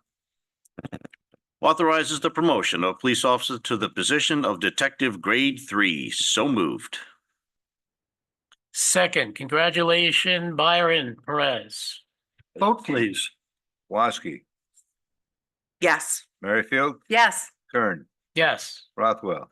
Absolutely with Councilman Kern. Congratulations to Byron. He's worked very hard, working under others, and I think he's looked forward to this date and appreciate all his hard work. And I know we're in good hands, so I'll probably vote yes for him. Congratulations. Hubbard. What everybody else said, congratulations, Byron. Well deserved. Resolution is adopted. Resolution 665. Authorizes the promotion of a police officer to the position of detective grade 3. Congratulations, Sean Evans. Seconded. Vote please. Woski, Yes. Merrifield, Yes. Kern, Yes. Rothwell. Yep. Also, congratulations. Great officer. Good hands. Thank you all around to Sean Evans. I vote yes. Hubbard. Again, ditto, ditto. Congratulations, Sean. Well deserved. Resolution is adopted. Resolution 666. Approve special event chapter 255 application for Cornell Cooperative Extension of Nassau County Centennial Celebration. So moved. Seconded. Vote please. Woski, Yes. Merrifield, Yes. Kern, Yes. Rothwell, Yes. Hubbard. Yes. Resolution is adopted. Resolution 667. Approve special event chapter 255 application for Halleckville Museum Farm Country Fair. So moved. Seconded. Vote please. Woski, Yes. Merrifield, Yes. Kern, Yes. Rothwell, Yes. Hubbard. Yes. Resolution is adopted. Resolution 668. Rescinds resolution number 2024-433 and resolution number 2024-500, time change, Townscape Country Fest. So moved. Second. Vote please. Woski, Yes. Merrifield, Yes. Kern, Yes. Rothwell, Yes. Hubbard. Yes, this is the cancellation of the Townscape Country Fest. It'll be possibly run at another date. The resolution is adopted. Resolution 669. Supervisor needs his country. Yes, he does. Ratifies award of bid for Veterans Memorial Park sanitary system. So moved. Seconded. Vote please. Woski, Yes. Merrifield, Yes. Kern, Yes. Rothwell, Yes. Hubbard. Yes. Resolution is adopted. Resolution 670. Pro Housing Communities Resolution. So moved. Seconded. Vote please. Woski, Yes. Merrifield, Yes. Kern, Yes. Rothwell. Thank you, Don Thomas, and pushing for this timeline, so appreciate it, and great staff behind you. Vote yes. Hubbard. Yes. Resolution is adopted. Resolution 671. Pays bills, so Sec- moved. Seconded. Vote please. Woski, Yes. Merrifield. Yes. Kern, Yes. Rothwell, Yes. Hubbard. Yes. Resolution is adopted. Resolution 672. Approve salary increase for senior water treatment plant operator 1B, Keller, so moved. Second. Vote please. Woski, Yes. Merrifield. Yes. Kern, Yes. Rothwell, Yes. Hubbard. Yes. Resolution is adopted. Resolution 673.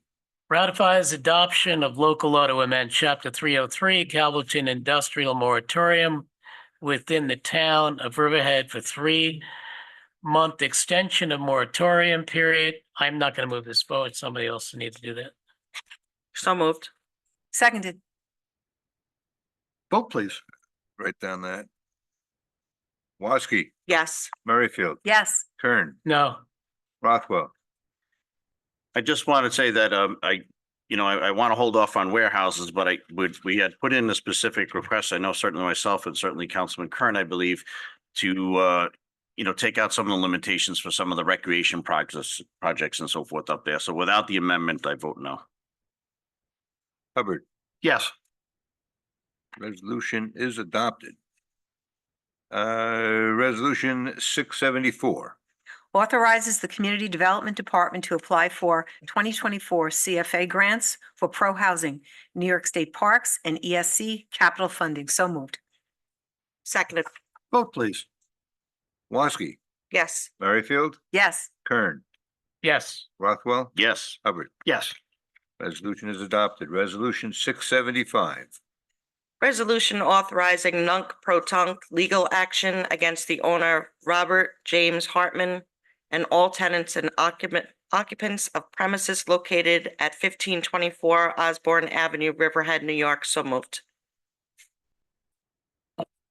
Ken. Second. Vote please. Woski, Yes. Merrifield, Yes. Kern, Yes. Rothwell, Yes. Hubbard. Yes. Resolution is adopted. Resolution 676.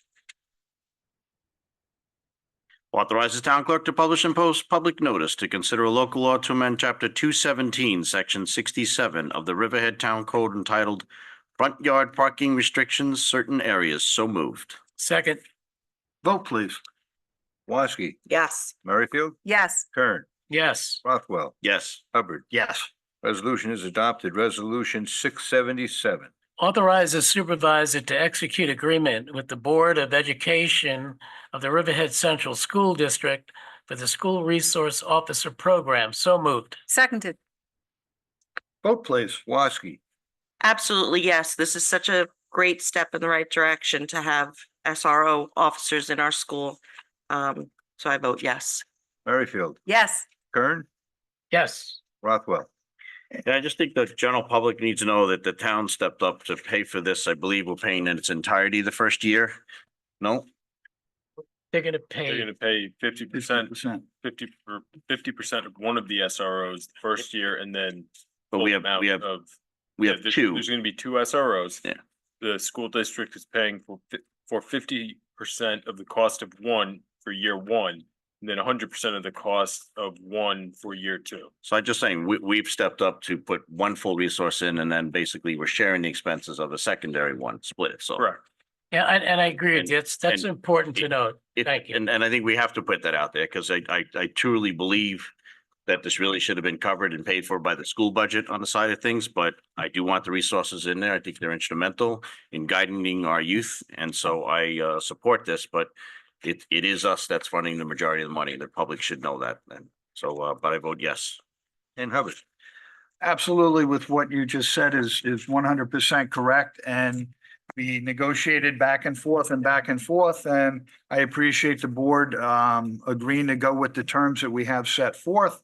The school district did post their issues with their budget, that they didn't have the money to do this, and they came up with some funding for it. And at the end of the day, the funding is all coming from the same people. That's the taxpayers. So whether the town gets it or pays for it, or whether the school district pays for it, we're hidden in the same pocket. But I appreciate your support, because it's really important for me that this program is back in the school district. Schools do much better with SRO officers in them than if they don't. And in today's day and age, we can't be safe enough. So I appreciate the board's support on this, and I definitely vote yes. Okay, that motion is adopted. That ends our resolutions for this. You have no more, Jim? Okay, I would like to, at this point, make a motion to close the town board meeting and open up the CDA meeting. So moved. So moved. Do I have a second? All in favor? Aye. Opposed? Okay, town board meeting is closed, and Dawn, the CDA meeting is now open. Very well, thank you. Good afternoon. Very short agenda today. We have no resolution, so we would take comments from the public on CDA matters only at this point. Any comments from the public on any CDA matter? Having seen no one in the audience, and nobody on Zoom. Okay, Okay, then we can close the meeting. And so we need a motion and a second. So moved. I just want to say that you run a very thorough, brief meeting, and I like brief meeting. Very short. Where were you 4 hours ago? This is how you do it. yes, no speakers. Running out of ink with all those minutes. Bring in anybody from the street. Okay, so I need a motion and a second to close. Yes. Okay. I second. Okay, Woski, Yes. Merrifield, Yes. Hearn. Yes. Rothwell. Yes. Hubbard. Yes. Okay, until another month. We'll see you Okay. back then. Thank The you. CDA meeting is closed. I now would like to open it up to comments from the public on any matter. Tomorrow. Comments on Carnival's- any matter from the, Great. excuse me, The whole from the fish public. having a crowd here, so let's find out what they got. I know. It doesn't even say parade on here. And I'm missing 2 minutes. I don't know. Hi, Barbara Blast, Jamesport. I'll be brief. Oh, you're because- bringing us treats. Well, it's not Come on, Bob, really. don't bring a It's bag a of little turkey show back. and tell, but it's not treats, unfortunately. There's always a lot of press and warnings about 4th of July and the dangers of setting off fireworks, and property damage and personal injuries, always a concern, and rightfully so. But we never really hear about the aftermath. Like, is there any residual issues with fireworks? And I have to say, in all the years that I've lived where I've lived in Jamesport and South Jamesport, I've never experienced anything such as what I experienced this past 4th of July. And I'm going to show you what washed up on the beach that I can tell you it's sharp enough to poke right through this plastic bag. But what is it, Barbara? Okay, this is the residual of what are called Saturn missiles. And this is plastic shards. They're huge. They are sharp enough to definitely, they're like glass, okay? This came from one section of the beach. This is a very popular beach. People walk, they walk their dogs, the kids play, the little kids dig, the babies crawl into the water. This is serious stuff. And I'm going to go out on a limb and say, I doubt very much this is biodegradable. I'm just going to say that. I didn't research it, but and this is the other part of it. This is the base of it. And, these are the big pieces. Feel this stuff. Punch it in your hand, Bob. Really feel it. And then it goes into smaller shards that you can't even pick up, and because they blend right into the sand. It's just nasty, and something should be done is all I'm saying. I know they're illegal, and we talk about but there's some extra element of danger and hazard. We have so little respect for people, the environment certainly, and the rules. Barbara, you and the said- laws. I'm sorry, you Yeah. think these washed up on the beach? I believe they were in the rack line, okay, which Oh, is, okay, yeah. so it makes me believe that they were washed up from, I don't want to say across the bay, but there was considerable fireworks on the Flanders side. It could have been anywhere, quite honestly, but it came across on a section of Simmons Point that is just a very, well walked and traveled area, and it's clearly hazardous. There's no doubt about the fact that this could really, harm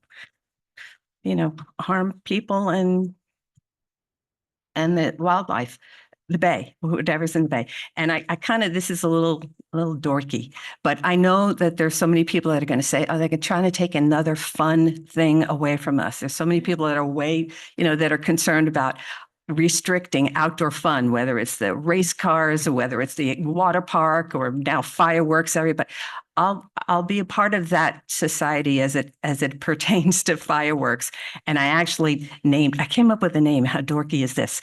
The No Fair Society. No outdoor fun anywhere in Riverhead, right? That's what I'm probably going to be accused of being part of. But this really, something has to be. We're union carrying cards for that. So Okay. we'll admit you to the union and we'll be good. It did seem like there was some, like professional fireworks that were going off on if the other side of the bay. And they were 2 nights worth, quite honestly. And the thing is, maybe we should know when, even for those professionals and those organizations where we do give permits, just to understand what it is they're shooting off and if there is any kind of debris. This is not your typical beach cleanup. We had people out there doing this. It was really unfortunate. So I thank you very much. Am I shading? Don't leave those here, Barbara. I'm sorry? You don't drop any. It's littering. No, I don't want to be accused of, causing harm. No, it came they poked right through the bag. Look. Chief, you let her bring in sharp objects into the room. No, I actually went to ask if it was okay to bring this. Where's the detective for that, Chief? Do you want to see? Okay, Bob, you want to see? I'm good. Good. That's all right. That would go miserably The wrong guy that for we me. cut my finger open on. But yeah, look, nasty, Oh, yeah, extra. nasty. So thank you. I appreciate your indulgence, whatever your creative minds can come up with perhaps doing, taking a handle. Well, thank you. I'm really causing havoc here. Leaving hazardous material on the podium. But can I do say this though, Bob, and truly, thank you for cleaning the beach. Yeah. Oh, you're welcome. Thank you for But picking it up. we do that regularly anyway, but never this kind of stuff, But honestly. thank you. It's your front yard, you got it. Bad. And also it helps warn people that just be careful if you are walking on the beach right Well, now, you might step on. Actually, at the beginning of Simmons, if it's not even by the canal, by Cases Creek, the American Hotel Aqua, is at the end there. And they're doing very well in terms of tourists, a lot of activity. So we were actually telling them, I said, unfortunately, this is a great place, but just be careful, try to walk almost right by the water, but that wasn't going to ensure anything anyway, because I'm sure there's a lot of this on the bottom. So anyway, Barbara, we I tried. have a beach committee meeting tomorrow. You want to at take 4 this? o'clock. Would you like to come? What is tomorrow, Wednesday? I know you help out with the, Yeah, it's here at 4 o'clock. I will try. I'll bring it up tomorrow though at the, Have a say. oh no, I don't want that. Okay, and I did. There is a dumpster outside. Thank you very much. I appreciate your time. Yeah, thanks, Barbara. Thank you. Want one? Want one. She's trying to, can't give them away. Good afternoon, Amelia Lance. Are you able to tell me more about 675 resolution? Are you permitted to do that? About the authorizing legal action against the owner, Robert James Hartman? Are you able to speak to that a little? No, I maybe? would ask, since it's going to court, I would say we probably can't, but I'll defer to the town attorney. Okay, that's fine. I just was curious. Yeah. And as far as what Barbara had just said, the 4th of July, couple of my neighbors are here with me in support. Our neighbor, our good neighbor back on 250 Newton Avenue was at it again. And to use your word, which is a good word, professional fireworks were going off. Now, where I live, I'm south, one house southeast of this particular house. And small little detail, I happen to have a wooden roof and a wooden house. And these professional type of fireworks, my husband called the police, were going off, not to mention what my poor dogs were going through. If one of those pieces land on my cedar roof, I don't think it's going to end well. I really don't. And again, that's our good people over at 250. The folks across that I mentioned to you at the last meeting at 278, is it 270 next to you? 258, have 3 families living there, 3 families. And kids are still out in the street, came home yesterday in the middle of the day, granted, but these kids were very, very little, very little. So I was just wondering if you were able to make any headway with, the issue that I had brought up last meeting, and same issue now, as far as the overcrowding and the noise and all of that. I would have to check with code and see what they've done about it. I did not get an update from them prior to today, but we will look into it. So I actually have an update on that. They were previously issued justice court violations for not having a CO and lack of building permits for various alterations they did to the property. They did get a certificate of occupancy for the finished basement. It's supposed to be a rec room. And they did not get a rental permit. So after the last meeting, code opened a new complaint and will be reinvestigating the property. And there's also an air conditioner in the garage, hooked up in the window in the garage. Okay. Yeah. I'm keep the hoping car cool. Yeah. Are you talking about Newton Avenue? I'm hoping Tony will speak. That what you're talking about? I hate to put him on the spot, but Tony lives immediately next door to this particular house from us, 258. And she has a wealth of information. But I do appreciate you listening, because it's starting to get really near and dear to home, and whatever you can look into is greatly appreciated. Okay. Thank you. We would appreciate any help. At last count, from what I counted, it has to be upwards of somewhere between 15 and 20 people living in there. And my understanding is, I don't know for sure, that our community is comprised of single-family homes. So they constructed a swimming pool. I've been back and forth with code for the last month or so. They constructed a swimming pool about a half an inch from the property line adjoining my property, and code came out and told them a month ago that they had to take it down. It was a huge pool, 4 feet, I guess, maybe 4 feet tall. It had they had a ladder, and at that time they hadn't put water in it. But I observed them about a week ago. They put water in it. I saw the kids climbing in and out, drying off. So I came back to code yesterday, and they were going to go out again, because they said that the people that lived there came out, but they didn't get a permit. So my concern is the amount of people that are living next door. I believe that it's 2 or 3 families that are living in there. I can't say for sure, but that's what I believe, because I know that I've counted at least 20 or more people coming in and out. There's small children, again, like Miss Lance had mentioned, that runs up and down the sidewalk unattended. There's a baby that was running in the backyard with no clothes on. I moved in this neighborhood about 4 years ago. Beautiful, beautiful place to live. My husband and I purchased a house. It was our first time purchasing a house. We worked hard and saved long for it. And I'm just concerned about the integrity of my neighborhood. I want to be a good neighbor, and I can live next door to a rattlesnake as long as they're a good neighbor. And Yeah.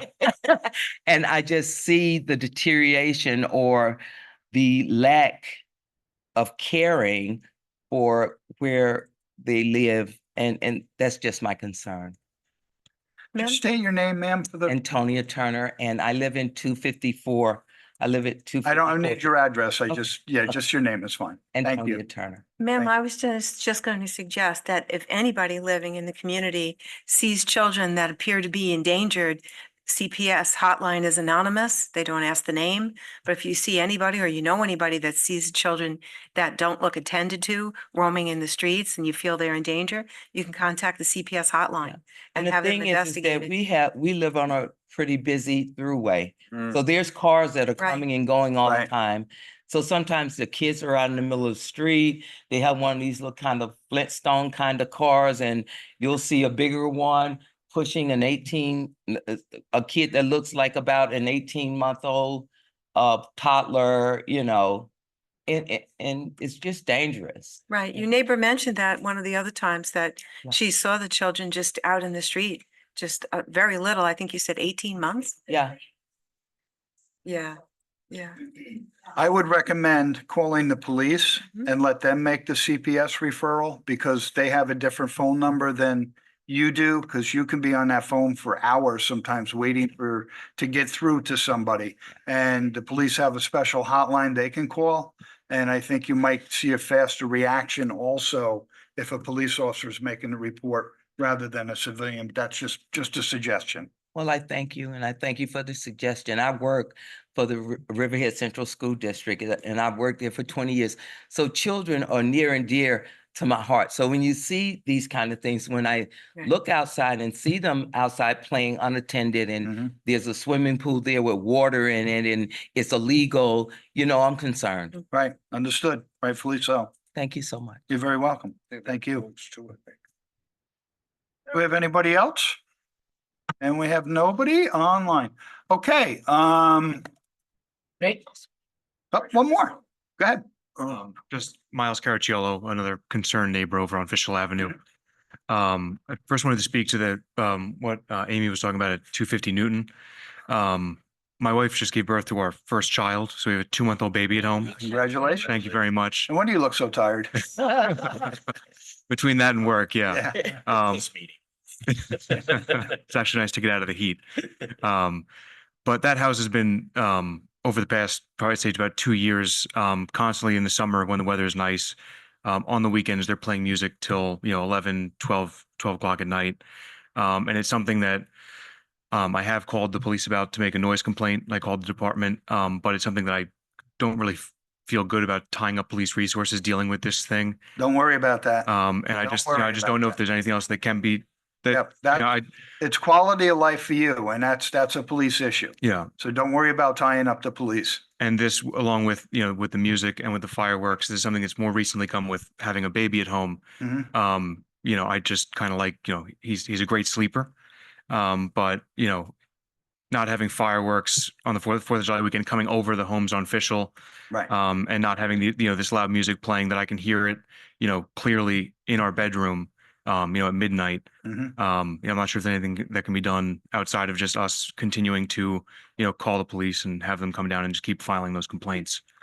Do we know, Eric, do we know if this is a rental or a No, it's owned by a woman. owner occupied? Yeah. It's owned by a woman in Southampton. Oh, They nice. they have a nice thick file on this house because we started investigating this a few years ago. I was over there Invite last her week over with the here loud for stuff town and board meeting. the police were there already when I drove over The there. owner of the house, Oh, and let her hear some of these complaints. I think she'll Yeah, hear some. This is Rocky pretty soon. Palmer's old house. Well, she'll have to respond to court Yeah. for some of these things, so. And the only other item was my neighbor at 245. I know that Code has probably had, or I think someone's contacted Code about them. I sent an email into the town inspector, but I haven't heard back. I'm sure that they're just very busy. As there are a lot of things to be inspected in the town of Riverhead. But there was recently some work done on the installation of a new driveway, where they cut the curb, cut the sidewalks, and all the work themselves. I'm not sure if that work was permitted. It was. It was? Okay. And also on the north side of the property, they installed a fence and put some cobblestone in that is kind of encroaching on the monument and on my property line. And I was just wondering if you know if anyone had been out to just take a look at that, because that was part of the correspondence I had So with the chief inspector. They investigated this last month. Okay. And they did have permits and they closed out the complaint. So you're saying that what was something was constructed? There was like an addition of some property line? cobblestones and like a repaving of their driveway that kind of crossed the monument onto my property. I noticed they also took the paint, like It went onto your property. well, on like in line with the monument. I wasn't sure what the town's like definitions of that is, like if the monument itself should be like a neutral zone or if either party can encroach on the width of that monument. Okay, I'll ask about that. Okay. Yeah. I think it's 18 inches off the line. Is it? The fence, I believe. Off the top of my head. I And don't that's know. how- Yeah, just if someone could look into that. I know there is a distance that if a neighbor puts up a fence, it's supposed to be. Yeah, it's like on not the line, it's it on the has to line. be So much over on the side. Which, I mean, it's a beautiful fence. I like the fact that they're doing a lot of work to improve their home and improve the look of the neighborhood. But it's just one thing that, you know, going forward, if That's a single family too, I believe, right? I know they have a boy that's in the school. I don't think there's a multiple families. yeah, and they're well, no, the house there, no, it's a single family. It's They're great people, get along with them well. Just I asked him about it and he said it was fine, and I was trying to look up definitions online and look up the code, and I just was having a little bit of difficulty finding it. Well, if it's on the property line, it's probably not an issue. Okay. Because if you don't have it on the property line, then he would have a portion of his property that's outside the fence, which then when he sells the house, he has to get an affidavit from you saying he's not out of possession. Mhm. So, I mean, that typically comes up when fences aren't, you know, on the property line. Okay, but If you're comfortable with how the survey was done and how the property line's depicted, it's probably, you know, it's probably done correctly. Okay, perfect. Yep, Just make thank you. sure it's not on your property. I'm just gonna have to get a surveyor out just to properly check it. Because Yeah. that becomes an issue later on. Yeah. Which is Yeah, was and my it goes- concern, but it goes both ways. right, which is my concern, but I can have a surveyor come down and take a look at it. No problem. Yeah. Thank you all for your time. Thank you. For the record, you're all welcome to come and voice concerns, but you can also have private conversations with code enforcement, you know, Monday through Friday, any day, and get updates. You don't need to wait like next month to come back to a meeting and say, how did we do? You know what I mean? So I'm just don't let the summer pass by. So, you know. Yep. Absolutely. You're more than welcome. Absolutely. I just don't want you to feel like, now I gotta wait till another month. Rich was out last. About the noise, I'm just wondering if you're the same person that was up here, so when the police come, they turn it down, and when the Yes. police leave? Okay, what do we do about that, chief? I mean, we send an unmarked car, or what happens? They probably can identify. I know my husband would volunteer. Yeah, Last but week you I drove you have it on around. video, right? Because I remember speaking with you. Yes. It was police on the Okay. scene, so. Yes. It's, you know, it's really strange to cell phones nowadays. They block out the background noise, so I can't even tape it on my cell phone. Really? Yeah. I gotta get a new Yeah. cell phone. Get rid of AT&T, get Verizon. No, I'm like, When we put up our fence, it was 2 feet off of our property marker that the fence was allowed. I put up a fence about 15, 16 years ago, and it's had to be 2 feet off the property line. So How many that feet? 2 feet. Mine's right on it. I'm sorry? Mine is right on the line. you gotta be on the line. Right. Otherwise, you're giving away. Somebody your in the property. town, Jimmy. But Yeah, it was be put up careful at not to give away your 1982, property. We'll have code enforcement. You're No, defining- I mean, our marker is very, defined, and it's all mapped out. Okay. But, just want to thank you guys for coming. Thank you very much. Thank you, Amelia. Thank you. Thank you. Thank you for coming down and letting us know. And really, to Councilman Rothwell's point, don't wait, just come in, come back, don't wait till the next meeting. Last question, I promise. So after someone has so many indiscretions that goes to the town and they're dealt with, at what point does it become, okay, something seriously needs to be done? At what point does that happen? Does it after 5 complaints, 10 complaints? What Well, it happens? depends, on the type of complaint and the seriousness of the complaint. If it's violations, it could probably go on forever without any real recourse from the town to put something together. But as it gets more serious, there are other options that can be looked at. Okay. But we can Because the- continue writing summonses. Yes, continue. absolutely. So We can, you know, so it loud hurts them music today is financially. different than loud music tomorrow and the next day and the next day. Right. You gotta, you made a comment earlier about refraining with the police. Call every day. More summonses you get, more financially it hurts. The chief is right there. He'll tell you to call. Yep. Do you have a business I partner? think He this gets is like low. scale and fines too. The person on the other side that Miles was speaking about, he's the person that was banging nails at nighttime and shimmied up the telephone pole to hook up electrical. That's serious. If he would have gotten hurt, oh my God. I mean, and is it legal to build the town sidewalk on his own? Was that above board to do something like that? He built the sidewalk. You can. You can? Can you? Okay. Do you need In a fact, the permit? homeowner is responsible for the sidewalk. Well, the reason I ask is because way back when my daughter on her bicycle broke her arm on the sidewalk and my husband's like, oh, I'll just do it. And the town was like, no, you can't do that. Oh. So, I mean, that was 15 plus years ago, but yeah.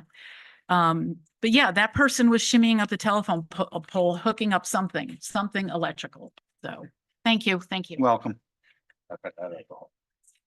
Okay, nobody else? Okay. Everybody have a great weekend. I'd like to make a motion to close the town board meeting. So moved. Seconded. All in favor? Aye. All opposed? Meeting is over. Have a great weekend. Be careful in the heat. It's Tuesday, so. Feels Have a great weekend. For the record. It's only